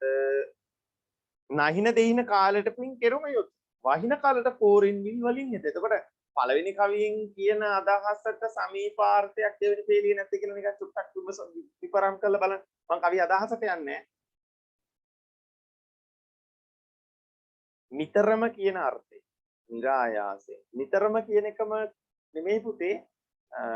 ඒ කියන්නේ උත්සාහයක් නැතුව එනවා කියන එක. ඒ කියන්නේ සාමාන්‍යයෙන් අපි ගත්තොත් එහෙනම් මේක මම තවත් සරල කරලා කිව්වොත් එහෙම දැන් මේ හිතන්නකෝ ගෙදර ඉන්නෝ චූටි කෙනෙක්. චූටි ළමෙක් කෙනෙක්. හිතමුකෝ අම්මා මොන හරි ටීවී එකේ දාලා දීලා යනවා අධ්‍යාපනික වැඩසටහන. අධ්‍යාපනික වැඩසටහනක් මෙයා දාලා දීලා ගියාට පස්සේ අම්මා දාලා දීලා ගියාට පස්සේ අම්මා ශාලෙන් එළියට ගියා විතරයි මෙයා මොකද කරන්නේ? මෙයා දාගන්න හොඳ කාටුන් එකක්. කාටුන් එකක් තියෙන channel එකකට දාගන්න පුළුවන්. ඒක හැටියට. මේක බල ඉන්න. ඕක බල ඉන්නකොට දන්නේම නෑ අම්මයි. එතකොට කාටුන් එක බලනවා ඊට පස්සේ මොකක්ද වෙනව කියලා හිතන්න. අම්මා ආවට පස්සේ කාටුන් එක බැලීමේ සිද්ධියයි ඊළඟට නැවත අම්මාගේ පැමිණීමේ සිද්ධියෙන් පස්සේ මොකක් වේගද ඔයගොල්ලෝ හිතනවා.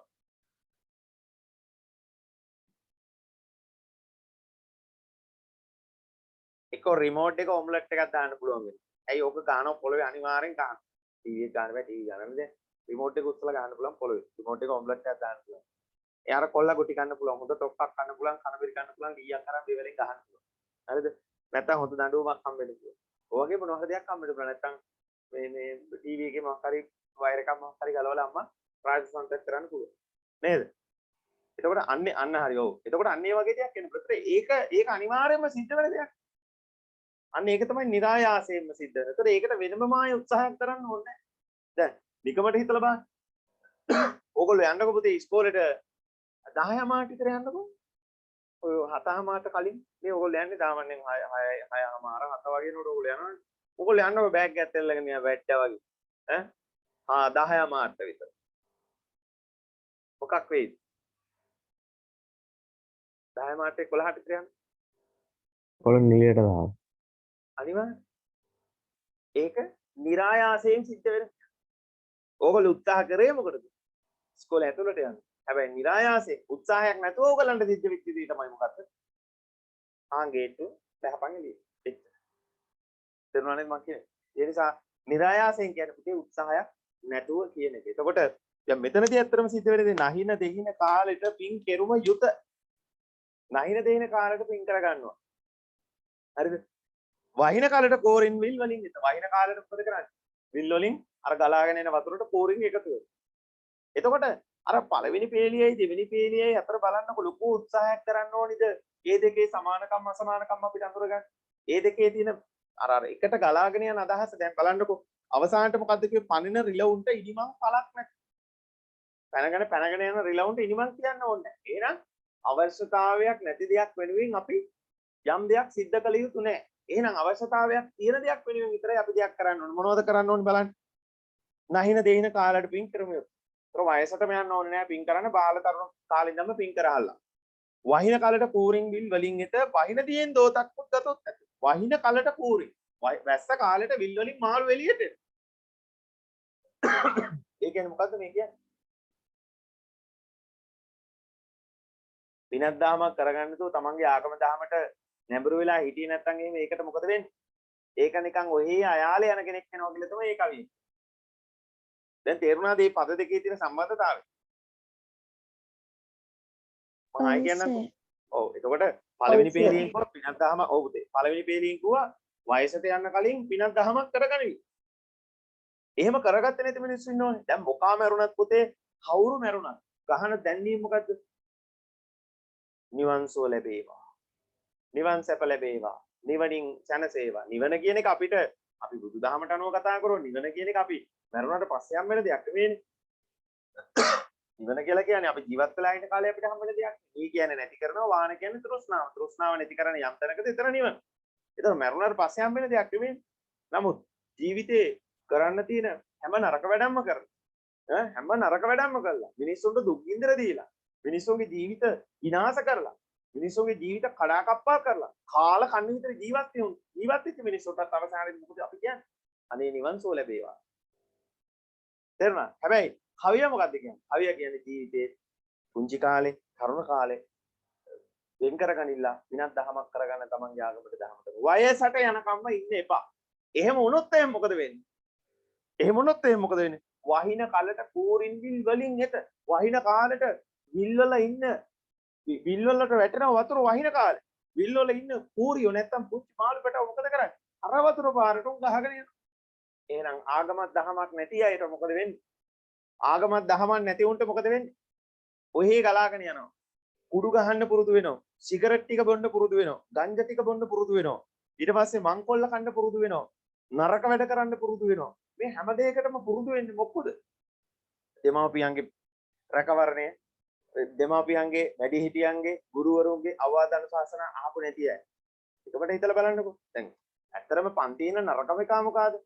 හැමදාම ටීචර්ගෙන් බැනුම් අහන එක. එතකොට ඒක කවදාවත් හොඳ එකෙක් වෙන්න උත්සාහ කරන්නේ නැහැ. ගෙදරට ගියාමත් එහෙම. ගෙදර ගියාමත් අම්මා බයයි ළමයා. ළමයාගේ කිසිම දෙයකට අම්මා ඇඟිලි දාන්නේ නැහැ. ළමයා හොයේ පාඩුවේ. ඉතින් අවසානයේදී මොකද වෙන්නේ? අර වතුර වලට වැහි වතුර වැටිලා වැහි වතුර ටික ගලාගෙන යනකොට මාළු කූරියා ඒකේ ගහගෙන ගිහිල්ලා වතුර ටික වැහි වතුර ටික හිඳුනට පස්සේ මාළු අතරමං වෙනවා. දැන් ඕගොල්ලෝ දැකලා තියෙනවා සමහරලාට ඔය පාරවල වල එහෙම ඉබ්බෝ ඉන්නවා. දැන් වහින කාලේට මොකද කරන්නේ? ඇලදොල වලනේ ඉබ්බ පුතේ ගලාගෙන යන උණුත් යනවා ඉතින්. මාර ෆන් එකේ යනවා ඉතින්. එන සතුටුයි. ඇයි? මෙන්න කපීර එකේ යනවගනේ ලොකු සැර වතුර පාරක් එක්ක යනකොට. හැබැයි පුතේ වැස්ස පායලා මොකද වෙන්නේ? වැස්ස පායලා වෙරලා මේක වේවිලා කියන්නේ වැස්ස පායලා සම්පූර්ණයෙන්ම හිඳලා ගියාට පස්සේ මේක කල්පනා කරනවා අප්පටි මම මේ කොහෙද ඉන්නේ දැන් කියලා. ඒ නිසා මොකද කියන්නේ? ඒ වැරදි මොනවද? ජීවිතයේ හොඳ දේවල් මොනවද? මේවා හරියටම මොනවද කියලා දැනගන්න නම් තමන්ගේ ආගමට අනුව පිනක් දහමක් කරගනින්න. තේරුණා නේද? තමන්ගේ ආගමට අනුව පිනක් දහමක් කරගනින්න. ඒක තමයි මේ කියන්නේ. එතකොට බලන්න අර මුල් පේලියේ තියෙන අදහසට දෙවෙනි පේලියේ සම්බන්ධයක් නැත්ද බලන්න. මම කියප එක පැහැදිලිද? ඔව් සර්. ඔව් එතකොට මුල් පේලියේ තියෙන අදහසට දෙවෙනි පේලියේ සම්බන්ධයක් තියෙනවා. ආන්නයකට තමයි පුතේ කියන්නේ નિરાයාසයෙන් වචන ගලා ඒම කියලා. ඒ කියන්නේ පළවෙනි පේලියෙන් එන අදහසට දෙවෙනි අදහස තුලින් යම් ගැළපීමක් සිද්ධ විය යුතුම තා. ඔන්න මලේ ඔය නාමල නෙලාවරෙන්. අත්ත බිඳේ පය බුරුලෙන් තබා වරෙන්. එතකොට දැන් පළවෙනි පේලිය තිබුණොත් එහෙම අත්ත බිඳේ පය බුරුලෙන් තබා වරෙන් ඔන්න මලේ ඔය නාමල නෙලාවරෙන් මේක කල්පනා කරලා කියවනේ කාට පිස්සුද ලියපේ කාට පිස්සුද? ඇයි මේ පද පෙළ දෙකේ කිසිම සමානකමක්. ඒ නිසා පරස්පර විරෝධීතාවයක් තමයි අහසට පොළොව වගේ මතයක් තමයි සම්පූර්ණයෙන්ම ඕක නිර්මාණය වෙලා තියෙන්නේ. ඒ නිසා අපිට මතක තියාගන්න අනිවාර්යයෙන් මොකක්ද? නිරායාසයෙන්ම වචන ගලා මේ හැකියාව ජන කවියා තුළ තිබුණාය කියන එකෙන් අදහස් කරන්නේ මොකද? පළවෙනි පේළියේ තියෙන අදහසට දෙවෙනි පේළියේ ගැලපීමක් තියුණාය. right. අපි ඔය කවි ලියාගත්තේ නෑ නේද? ලිව්වද ඔය ගාම? හරි. පුතේ කවුද දැන් ආවේ? සදෙව් ආව තව?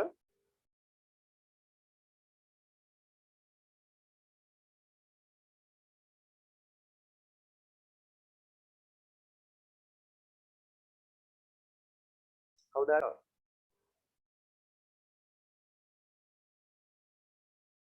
හරි අපි යන් එන වැඩේට. අපි එහෙනම් ওই කවිය අවසානට අපි ලිව්වා. ඊට පස්සේ ඔන්න දැන් ඕකට අදාළ ඡේදය තමයි අපි ලියන්න දැන් හදන්නේ. මෙහෙම ලියමු අපි.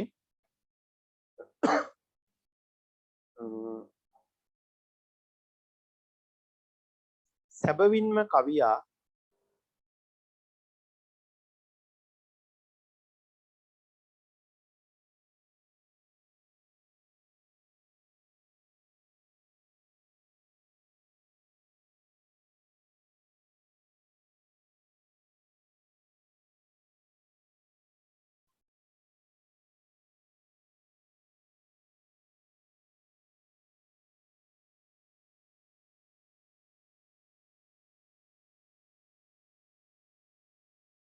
සැබවින්ම කවියා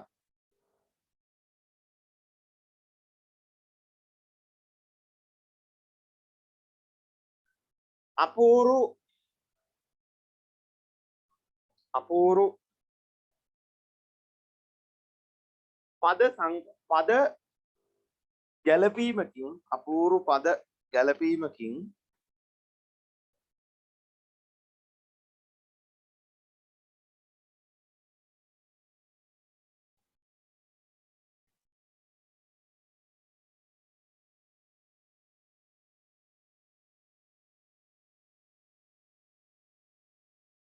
අපූරු පද ගැලපීමකින්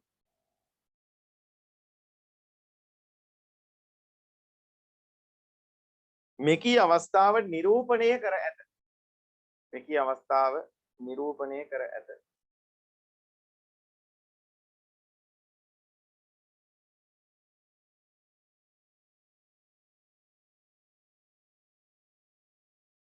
හරි පුතේ හරි සදෙව් ගැටලුවක් නැහැ.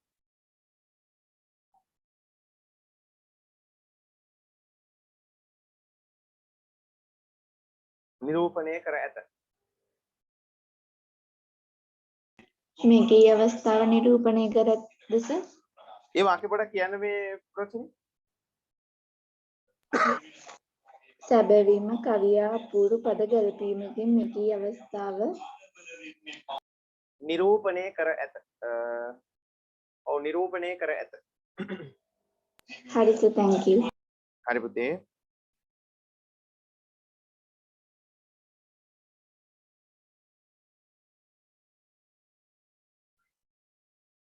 නිරූපණය කර ඇත.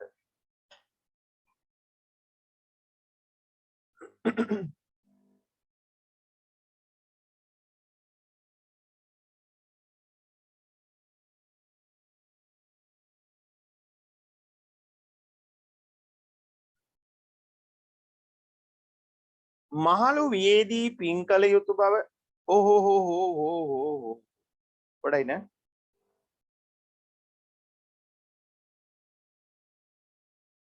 අපිට මෙන්න මෙහෙම අදහසකුත් මෙතන ගන්න පුළුවන්. ඒක චුට්ටක් ඔයගොල්ලෝට මම කියලා ඉන්නෝනේ. දැන් අර නැහින දෙයින කාලෙට පින් කෙරුම යුතු. එතකොට වයසට ගියාට පස්සෙම නෙමෙයි තරුණ කාලෙත් පින් කරහල්ලා කියලානේ දැන් මේ කියන්නේ. එතකොට පුතේ අපිට මෙතනදී තව අදහසක් කියනවා මේ කවියා. උඹලා තරුණ කාලේ පින් කරගත්තේ නැත්තම් වයසට ගියාට පස්සේ අර පිනක් දාමක් කරගනින්නකෝ. අන්න එහෙම අදහසක්. එතනම මම කියපේ. නැහින දෙහින කාලෙට පින් කෙරුම යුතු. ඒ නිසා තරුණ කාලේ පන්සලකට පල්ලියකට කෝවිලකට දේවාලයකට ගියේ නැත්තම් තමන්ගේ ආගම ධර්මයේ පිළිබඳව විශ්වාසයක් හදාගත්තේ නැත්තම් ඔහේ නිකන් ජීවත් වෙන්න නම් ආලි ජීවත් වුණා නම් දැන් මොකද්ද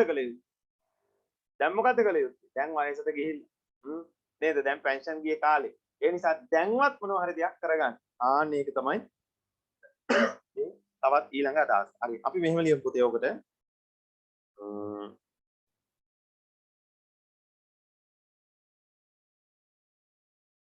අපි ගමු මෙහෙම අදහස්.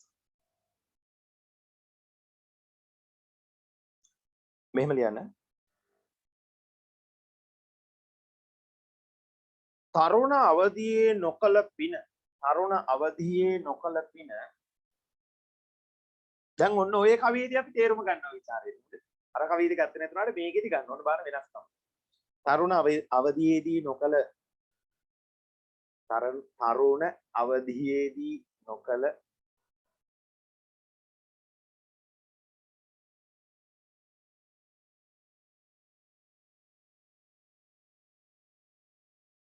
පින්දහම් තරුණ අවදියේදී නොකල පින්දහම් මහලු වියේදීවත්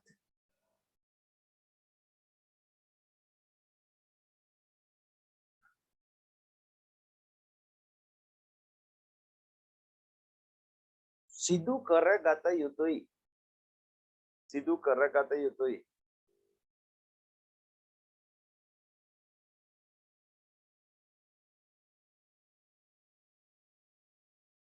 සිදු කරගත යුතුයි.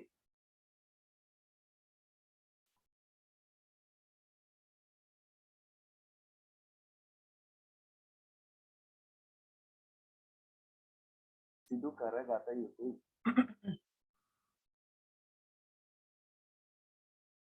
මහලු වියේදීවත් සිදු කරගත යුතුයි.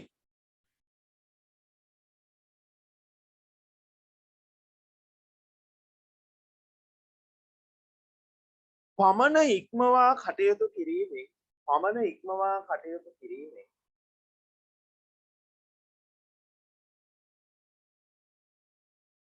පමණ ඉක්මවා කටයුතු කිරීමෙන් සිය විනාශය සිය විනාශය සිය විනාශය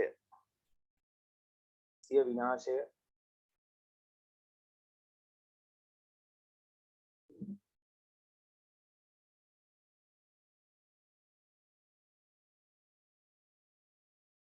සිය විනාශය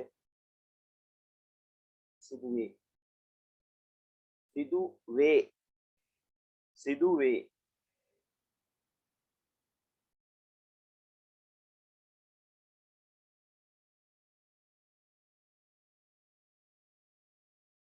සිදුවේ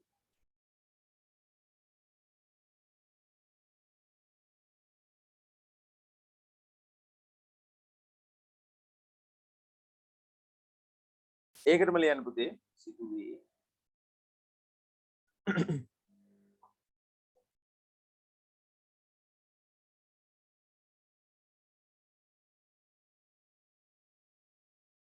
වැරදි කරන්න උන්ට එකටම ලියන්නේ කරන්න උන්ට වැරදි කරන්න උන්ට කියන්නේ කරන උන්ට කරන අයට කියන එක වැරදි කරන්න උන්ට අනුබල නොදිය යුතුය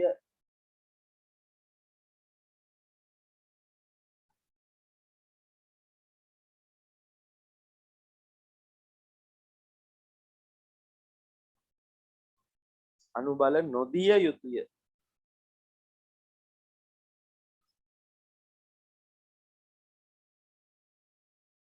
හරි අනුබල නොදිය යුතුය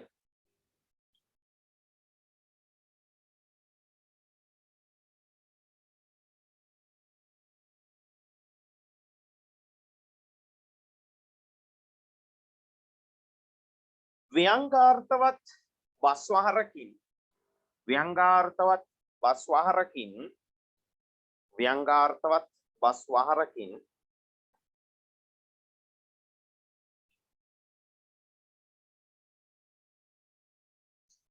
සංග්‍රහිත වූ අප කවියා ව්‍යංගාර්ථවත් බස්වහරකින් සංග්‍රහිත වූ අප කවියා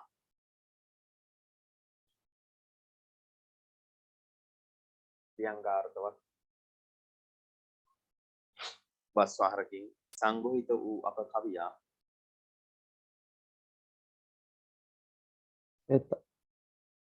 ඔබ පුතේ සංග්‍රහිත ව්‍යංගාර්ථවත් පස්වහරකින් සංග්‍රහිත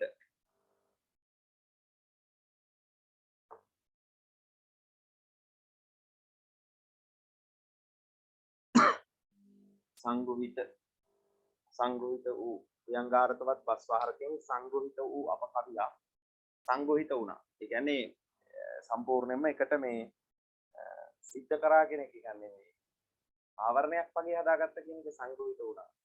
එකට එකතු කරගත්තා වගේ කියන අදහස. ව්‍යංගාර්ථවත් පස්වහරකින් සංග්‍රහිත වූ අපකවියා නිරායාසයෙන් වචන ගලා ඒමේ නිරායාසයෙන් වචන ගලා ඒමේ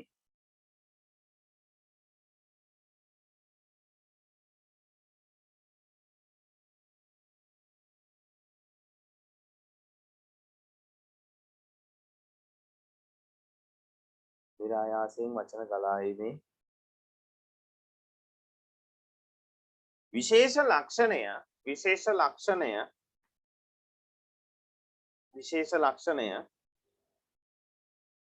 විශේෂ ලක්ෂණය මනවින් ඉස්මතු කර ඇත. මනවින් ඉස්මතු කර ඇත.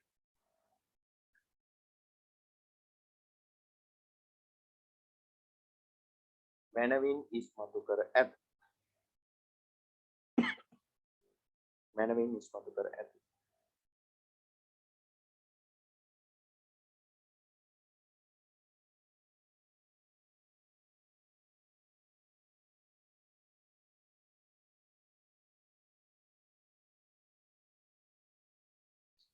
එක් පදයකින් පවසන අදහසටම එක් පදයකින් පවසන අදහසටම එක් පදයකින් පවසන අදහසටම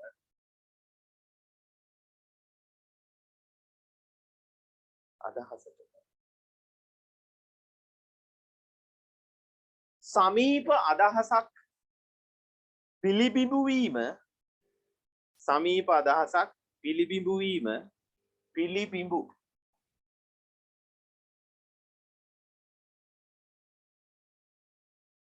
පිළිබිඹු වීම පිළිබිඹු වීම මෙහි ඇති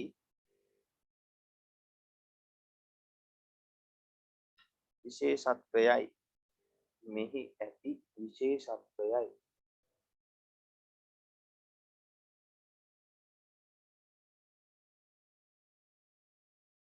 මෙහි ඇති විශේෂත්වයයි.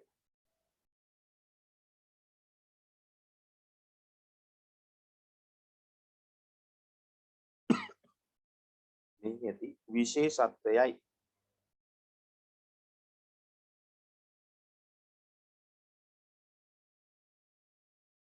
ඒ අනුව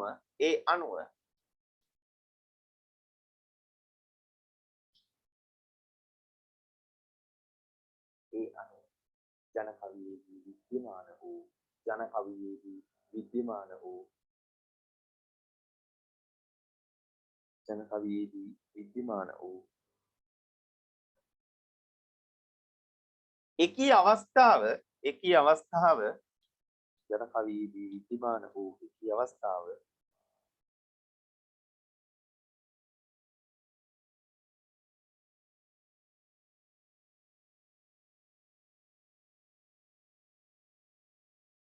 ජන කවියේදී විද්‍යමාන වූ එකී අවස්ථාව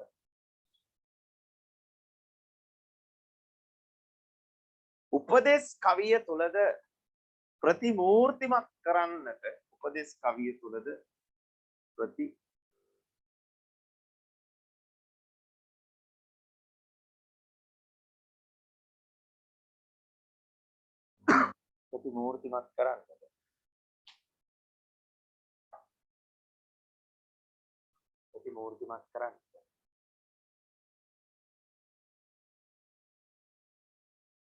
එකී අවස්ථාව ප්‍රතිමූර්තිමත් කරන්නට ඉරුණි මේ වාක්‍ය වා ලියලවුනාම චුට්ටක් කියන්න පුතේ සම්පූර්ණයෙන්ම. එයා අන්තිමටම ලියපු වාක්‍ය. ඔක්කොම නෙමෙයි අන්තිම වාක්‍ය. දැන් කියන්නද සර්? ඔව් දැන් කියන්න. ලියලවුනා කියන්න.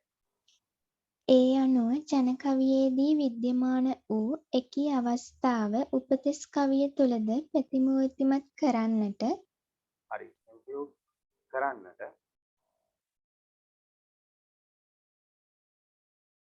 දරූ ප්‍රයත්නය ප්‍රයත්නය කියන්නේ උත්සාහය කියන එක නේ ප්‍රයත්නය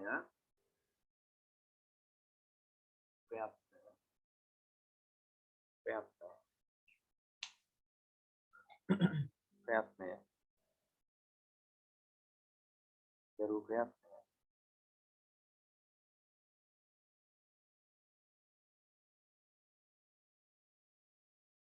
යතහෝක්ත පැදියෙන්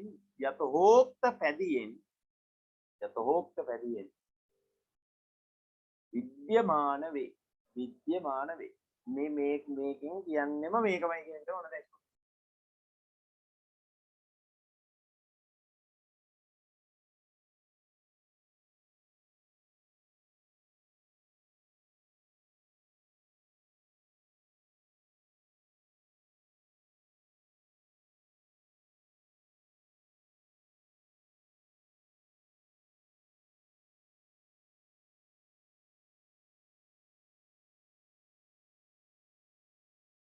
හරි අපි යනවා එහෙනම් තුන්වෙනි කාරණාව සාකච්ඡා කරන්න එතකොට මතක තියාගන්න ඕගොල්ලන්ට තියෙනවා ගෙදර වැඩක් පස්වෙනි ප්‍රශ්නෙට උත්තරේ ලියන්න ඕනි උත්තරේ ලියන විදිහත් මම කියලා දෙන්නම් පන්ති ඉවරනකොට ඔව් පුතේ කියන රුක්මාන් මොකද්ද දරූ ප්‍රයත්නය කොහොමද ඒක අවසන් කරේ පුතේ දරූ ප්‍රයත්නය යක්තෝක්ත පැදියෙන් විද්‍යමාන වේ. දරූ ප්‍රයත්නය යතහෝක්ත සයන මහ ප්‍රාණ යතහෝක්ත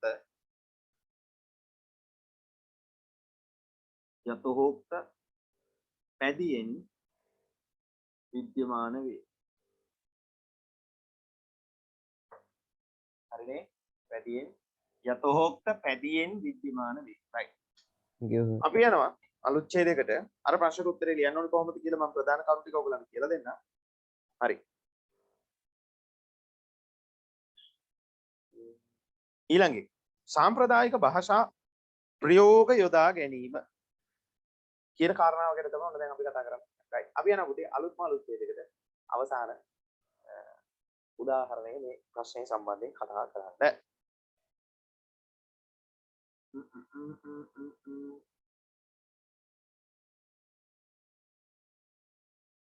අපි මෙහෙම ලියමු.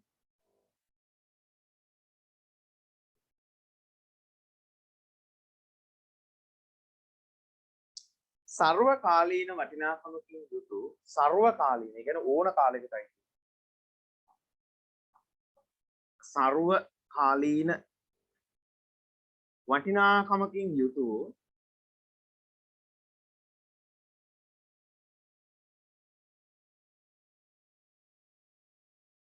සර්වකාලීන වටිනාකමකින් යුතු සර්වකාලීන වටිනාකමකින් යුතු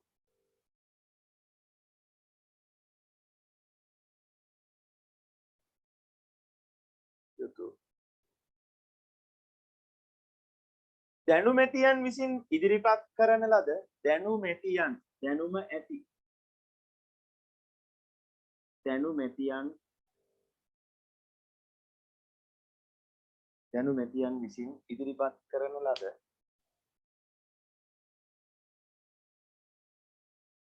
දැනුමැතියන් විසින් ඉදිරිපත් කරන ලද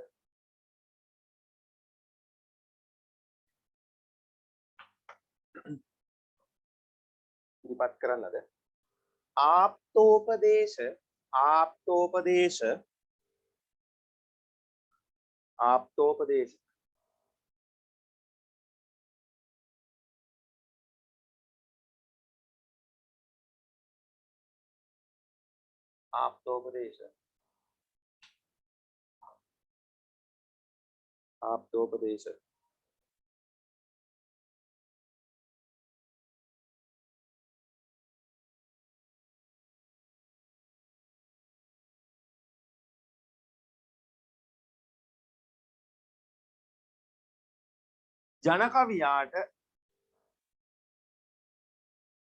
ජන කවියාට රසවත් ලෙස ගොදුරු වී ඇත. ජන කවියාට රසවත් ලෙස ගොදුරු වී ඇත.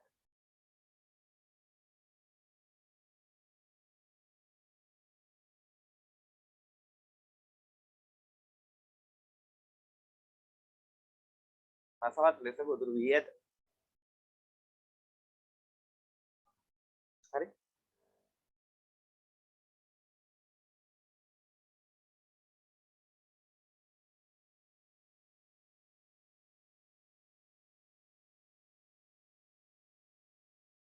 ලෙස ගොදුරු වී ඇත.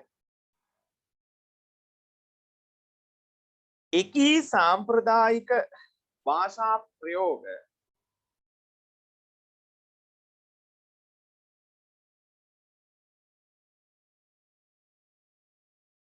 එකී සාම්ප්‍රදායික භාෂා ප්‍රයෝග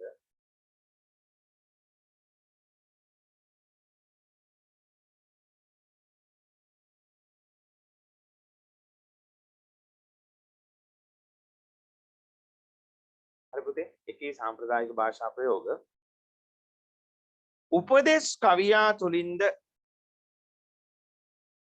උපදේශ කවියා තුලින්ද සැබවින්ම දැකිය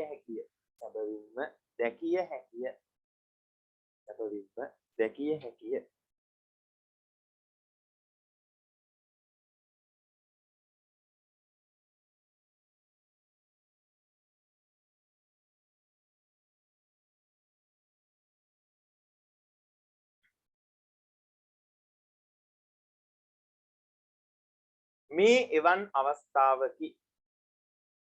මේ එවන් අවස්ථාවකි. හතරවෙනි කවිය ඉක්මනින් ලියාගන්න. ගොඩැල්ලේ ධර්ම දැනගෙන විද කපනෝ කියලා.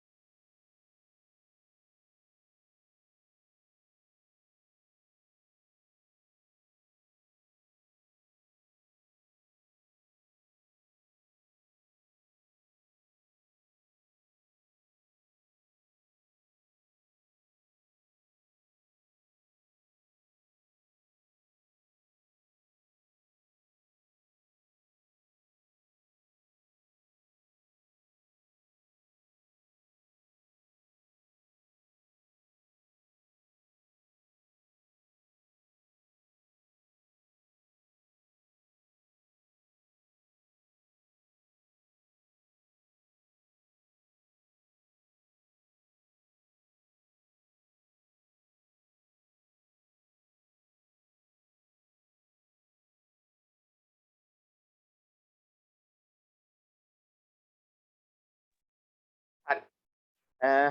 ලියන ඉන්නවනම් ලියන්න. මම චුට්ටක් කතා කරන්නද? මේ දැන් ආප්තෝපදේශනේ. ඒතර ආප්තෝපදේශයක් කියලා කියන්නේ සාමාන්‍යයෙන් අපි දන්නවා මේ භාෂාවේ තියෙන පුතේ සාම්ප්‍රදායික භාෂා ප්‍රයෝග කියලා එකක්. ඔයාලා අහලා තියෙන ආප්තෝපදේශේ ඉංග්‍රීසි ඊට පස්සේ නැත්නම් රූඩි කියනවා. ප්‍රස්තාපිකලු යුගල පද හැම දෙයක්ම අයිති වෙනවනේ. එතකොට මෙන්න මේවත් සමහරලාවට මේ ජන කවියෝ සාමාන්‍යයෙන් මේ අරගෙන තියෙනවා ජන කවියෝ. එතකොට මේ ජන කවියෝ වල තියෙන මේ අරගෙන කියන මේ භාෂා ප්‍රයෝග නැත්නම් සාම්ප්‍රදායික යෙදුම් කියන දේවල් මේ උපදේශාත්මක කවිවලත් ලස්සනට ඉස්මතු කරලා තියෙනවා. ඒකත් හරි ලස්සන කතාවක්. එතකොට ඒ ඉස්මතු කරලා තියෙන අවස්ථාවන් හරි අපූර්වට අපිට දකින්න පුළුවන් කවියක් තමයි මේ ගොඩැල්ලේ තරම දැනගෙන ලිඳ කපනෝ කියන කවිය. මොකද ඒකේ තියෙන තනිකරම උපදේශ. පණින්න පෙර සිතා බලනු වගේ තමයි මේකෙත් තියෙන්නේ. තේරුණානේ? හරි. අපි අංක මෙහෙම ලියාගෙන ඔකට. මෙහෙම ලියන්න.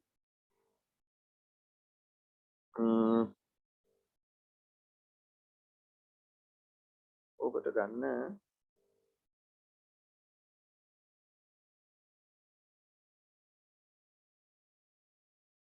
සමාජයේ ඕනෑම අයෙකුට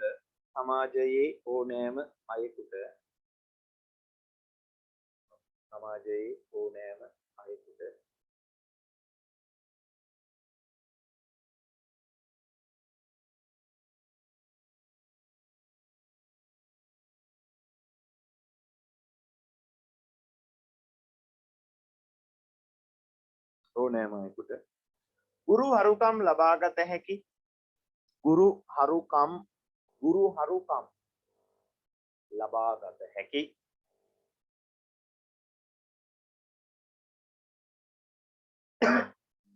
ඕනෑම කෙනෙකුට ගුරු හරුකම් ලබාගත හැකි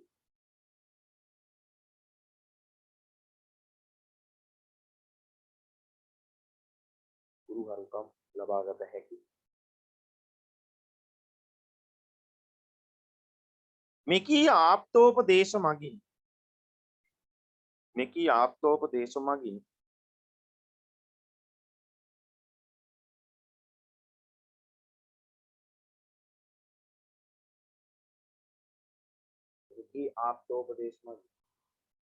පරපුරකින් පරපුරකට අවැසි කියන්නේ පරම්පරාවෙන් පරම්පරාවකට ගෙනියන්නේ පරපුරකින් පරපුරකට අවැසි පරපුරකින් පරපුරකට අවැසි පරපුරකින් පරපුරකට අවැසි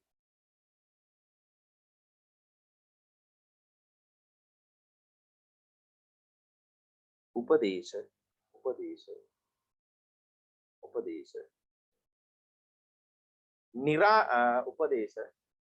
නිතැතින්ම ලබා දෙනු ලබයි නිතැතින්ම ලබා දෙනු ලබයි නිතැතින්ම ලබා දෙනු ලබයි ලබා දෙනු ලබයි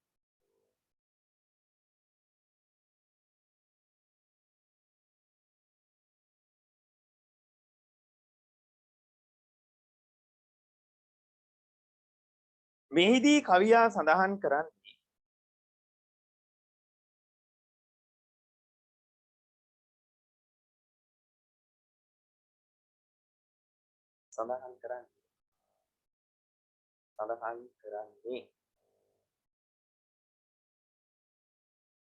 පන්ති වලට එන්නේ යන්න තියෙනවා නම් මෙසේජ් එකක් දාලා ගියාට කමක් නැහැ නේද මම හිතනවා මේ ප්‍රශ්නයක් වෙන එකක් නැහැ කියලා කාටවත් මම නවත්තනවා අපි බයපාගේ කලින් පටන් ගත්ත දේ ඉන්නනේ හරි කවියා පවසන්නේ තමා කවරෙක්දයි හඳුනාගෙන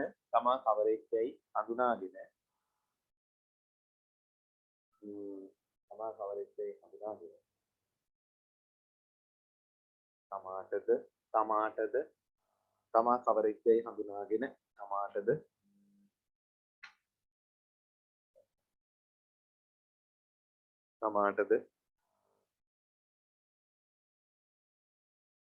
කොමාවක් දාන්න අදාළ අවස්ථාවටද අවස්ථාව වෙනකොට තැන් මහ ප්‍රාණ අවස්ථාවටද පරිසරයටද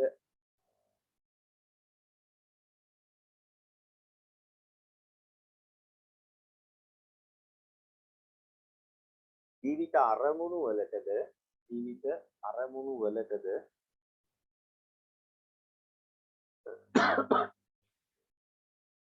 ගැළපෙන ලෙස සිය නුවණ යොදා ගැළපෙන ලෙස සිය නුවණ යොදා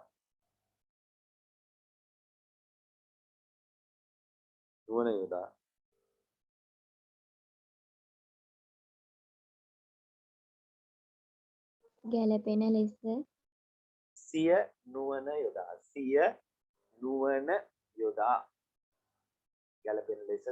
නුවණ යොදා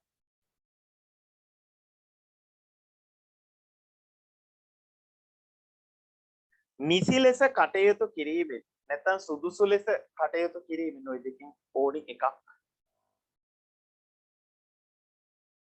ලෙස කටයුතු කිරීමෙන්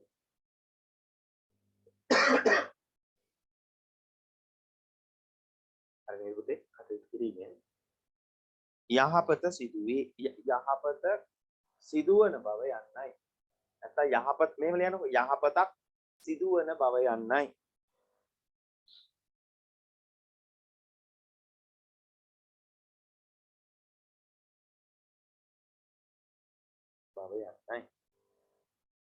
හරි අපි අවසන් කරනවා ඔක මේ විදිහට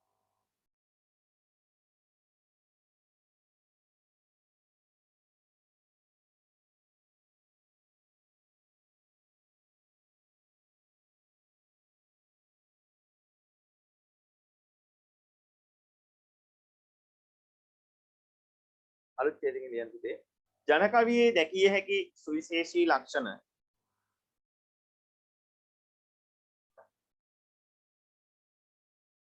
ජන කවියේ දැකිය හැකි සුවිශේෂී ලක්ෂණ.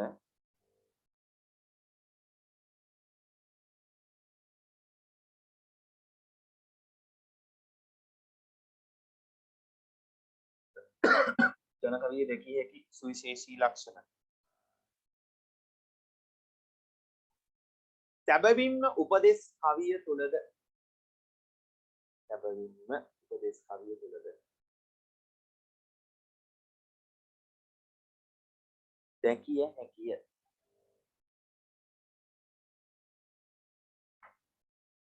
දැකිය හැකිය දැකිය හැකිය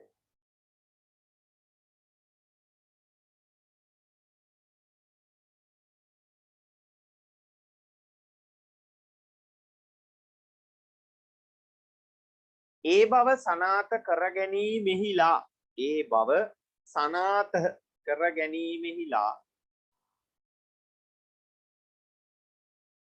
ඒ බව සනාත කර ගැනීමෙහිලා මෙතෙක් සාකච්ඡා කළ ඒ බව සනාත කර ගැනීමෙහිලා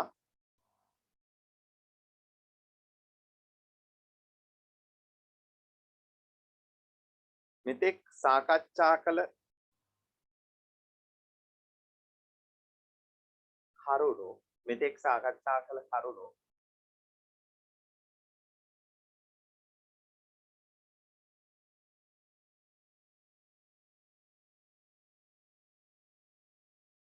මෙතෙක් සාකච්ඡා කළ කරුණු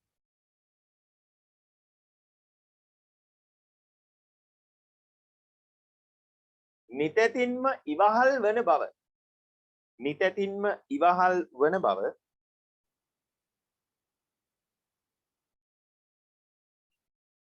නිතැතින්ම ඉවහල් වන බව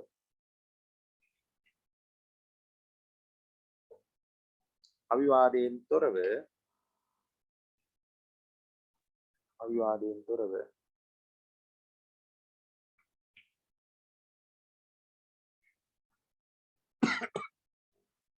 සඳහන් කළ හැකිය අවිවාදයෙන් තොරව සඳහන් කළ හැකිය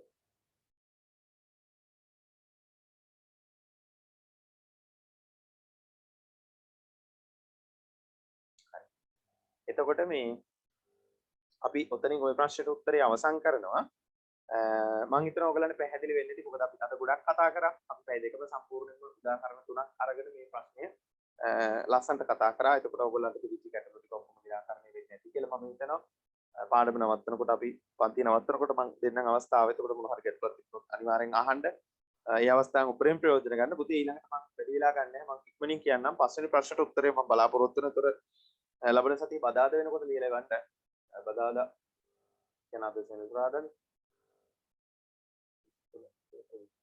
අපෝ ඒක කල් දිනන හොඳට සෙනසුරාදාට කලින් දාලා තියන්න මෙහෙම ලියලා තියාගෙන හැමෝම මට දාලා තියන බ්‍රහස්පතින්ද හවස 6ත් 8ත් අතර මට දාලා තියන්න පැවරුම් ගෲප් එකට දාන්න ඕනේ පැවරුම් ගෲප් එකේ නැති කවුරු හරි ඉන්නවනම් මට මැසේජ් එකක් දාලා තියන්න මේ පැවරුම් ගෲප් එක රෙඩ් කරලා නැති කවුරු හරි ඉන්නවනම් ඒ නිසා මේ බ්‍රහස්පතින්ද හවස 6ත් 8ත් අතර කියන කාල සීමාව තුල දාන්න. ඒතර මට එකපාරම බලන්න පුළුවන්. තේරුණානේ? හරි. ඒක එකක්. ඊළඟට අනිත් එක තමයි මේ ප්‍රශ්නයට උත්තරේ ලියන්න ඕනි. අවවාද අනුශාසනා දීමේදී කවියා ඊටා සංයමයෙන් කියලා වචනයක් අපිට. සංයමයෙන් කියන්නේ මොකක්ද? මොකද්ද පුතේ සංයමය කියන්නේ? සහයෝගයෙන් සහයෝගයෙන්. තව අදහසක්?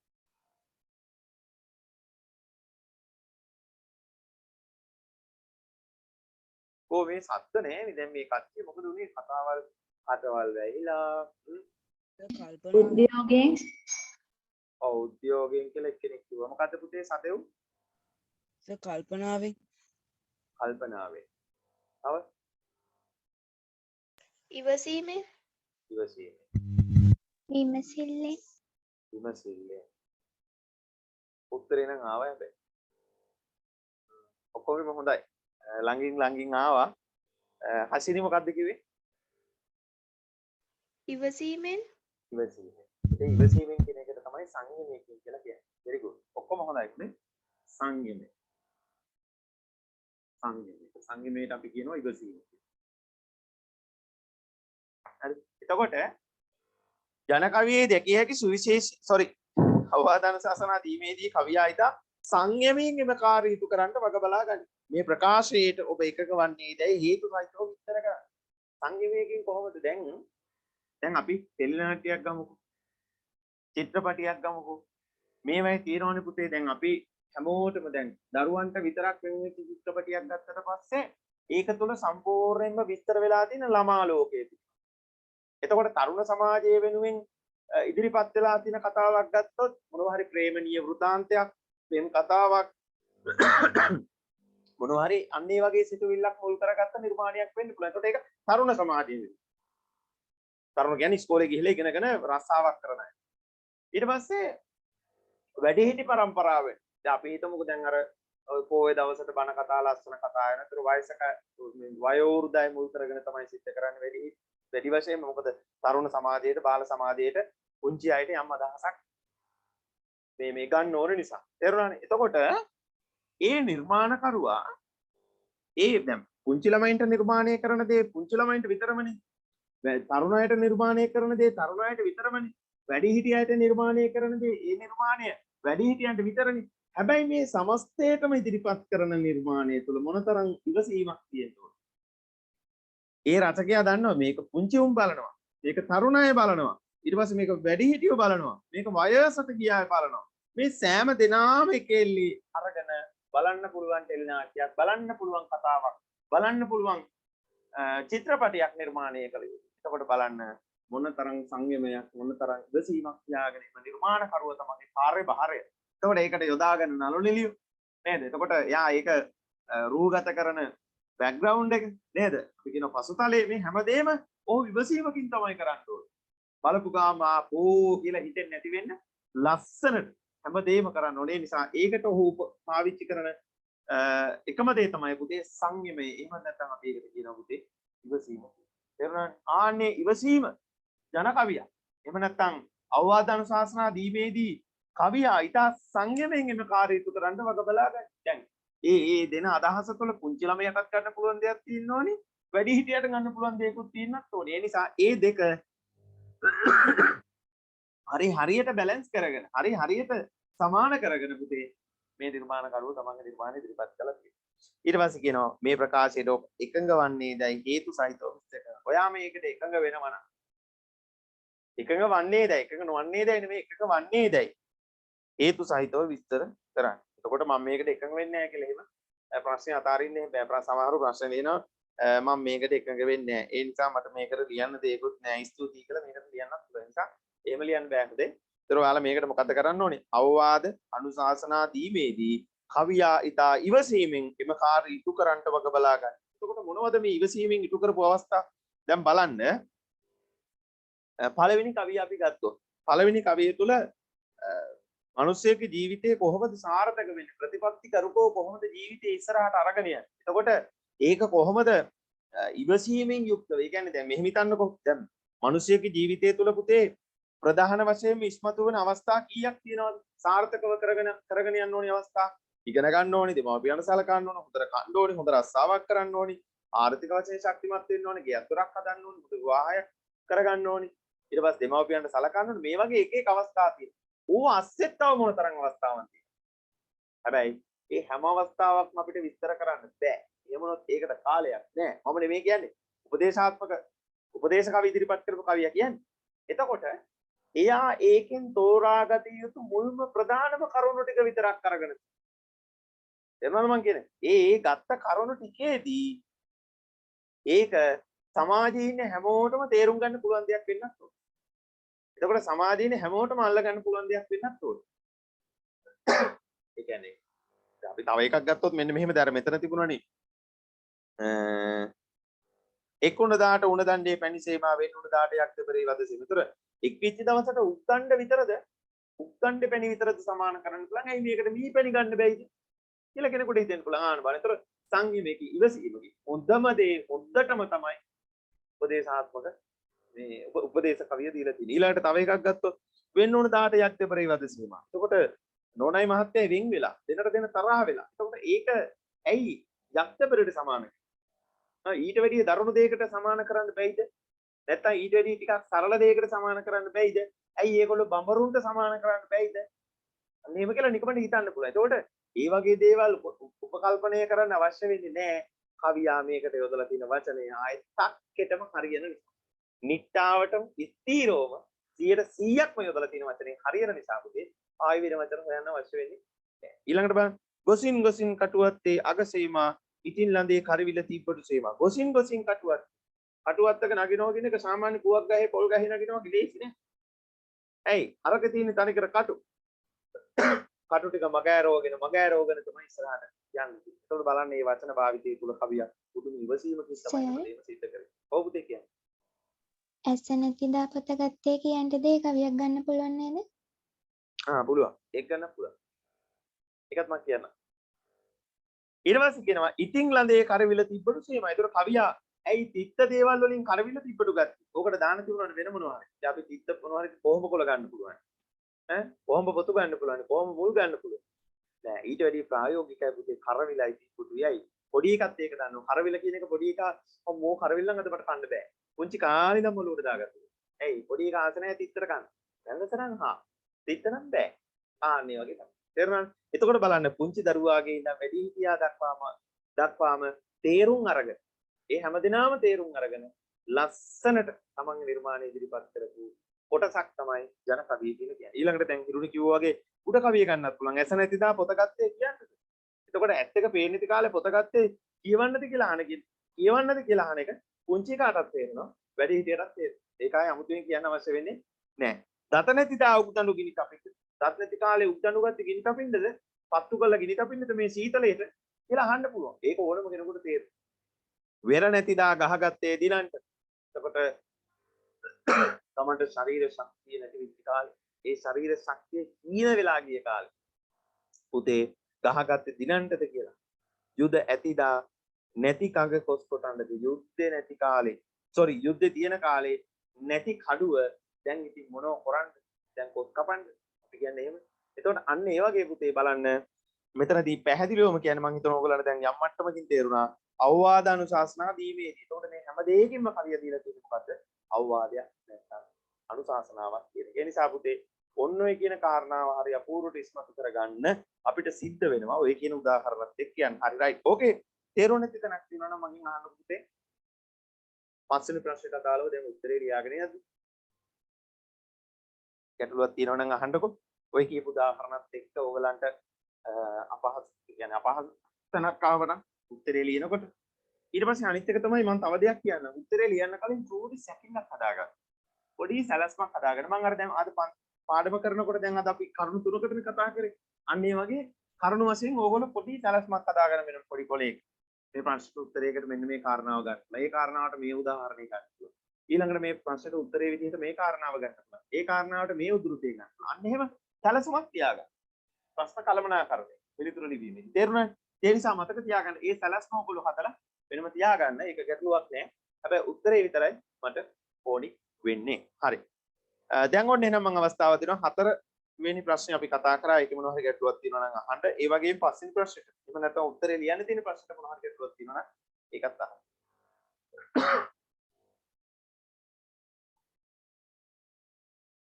දෙකම ලියන්න මේ සෝරි පස්වෙනි එක ලියන්න තේරුණාද? කියපු කරුණු ටිකත් එක්ක. ඔව් සර්. හරි. ඔව් සර්. හරි පුතේ.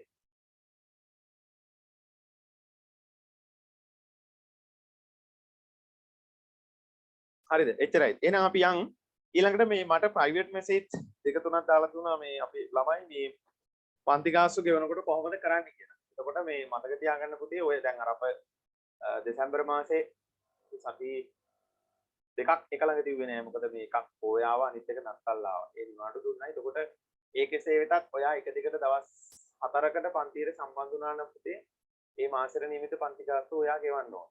තේරුණානේ? එතකොට ඊළඟට දැන් අද ඉඳන් දැන් හෙටත් අපි පන්ති කියන්න බලාපොරොත්තු වෙනවා. එතකොට පෙබරවාරි මාසේ ඉඳන් මම එදා මතක් කරා ඔයගලන්ට පන්ති ගාස්තු පොඩි සංශෝධනයක් කරනවා දවස් දෙකක් අපි දාපු නිසා එක එකක් ඊට පස්සේ අර බුද්ධ ධර්මයේ පන්තියත් අපි මම අන්තිමටම තීරණයකට ආවා මේ කරන දවසකම කරනවා. ඒ කියන්නේ සතියේ දවස් 8ක් දැන් අපි පන්තිය කරනවා. තේරුණාද? ඒකට සතියේ දවස් 8ක් අපි සිංහල පන්තිය කරනකොට ඒකෙන් අපි දවස් 3ක් විතර වගේ අරගෙන දවස් පරිම දෙකකට ගියත් ඇති අපිට. වැඩ කොටසක් කරගන්න පුළුවන් නේ. එතකොට මේ දවස් දෙකක් විතර වගේ අරගෙන අපි බුද්ධ ධර්ම පාඩමකුත් කරමු. එතකොට ඊට කරන්නේ බුද්ධ ධර්මයේද ව්‍යාකරණ සාහිත්‍යද කියන එක මම ඊට කලින් දවසේ ඔයගොල්ලන්ට කියන්න. කොහොමත් ඔයගොල්ලෝ මෙහෙම මතක තියාගන්න සෙනසුරාදා ඊට කරන්නේ දාගත්තේ ව්‍යාකරණ කියලා නේද? ඔව් ව්‍යාකරණ ඉරිදාවතර සාහිත්‍ය කරන්න කියලා. නමුත් ඒ දෙකේ මොනවා හරි පුංචි වෙනසක් වුණොත් එහෙම මම ඊට කලින් දවසේ මැසේජ් එකක් දාලා තියෙනවා. ඒකත් ඉතර ලොකු ගැටලුවක් වෙන්නේ නැහැ. ඔයගොල්ලෝ කොහොමද විතරනේ ඉන්නේ.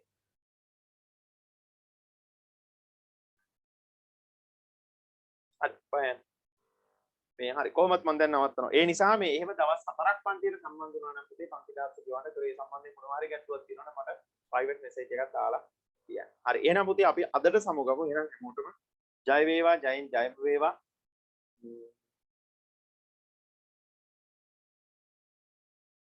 හරි පුතේ උත්සන්නයි. එහෙනම් පරිස්සමෙන් ඉන්න. අපි ආයේ හෙට හවසාම් වෙන බලාපොරොත්තු වෙන සමුගමු. එහෙනම් ඔක්කොටම බුදු සරණයි දෙවිහිටයි පරිස්සමෙන් ඉන්න. ආයුබෝවන්. ආයුබෝවන් සර්. ආයුබෝවන්. ආයුබෝවන්.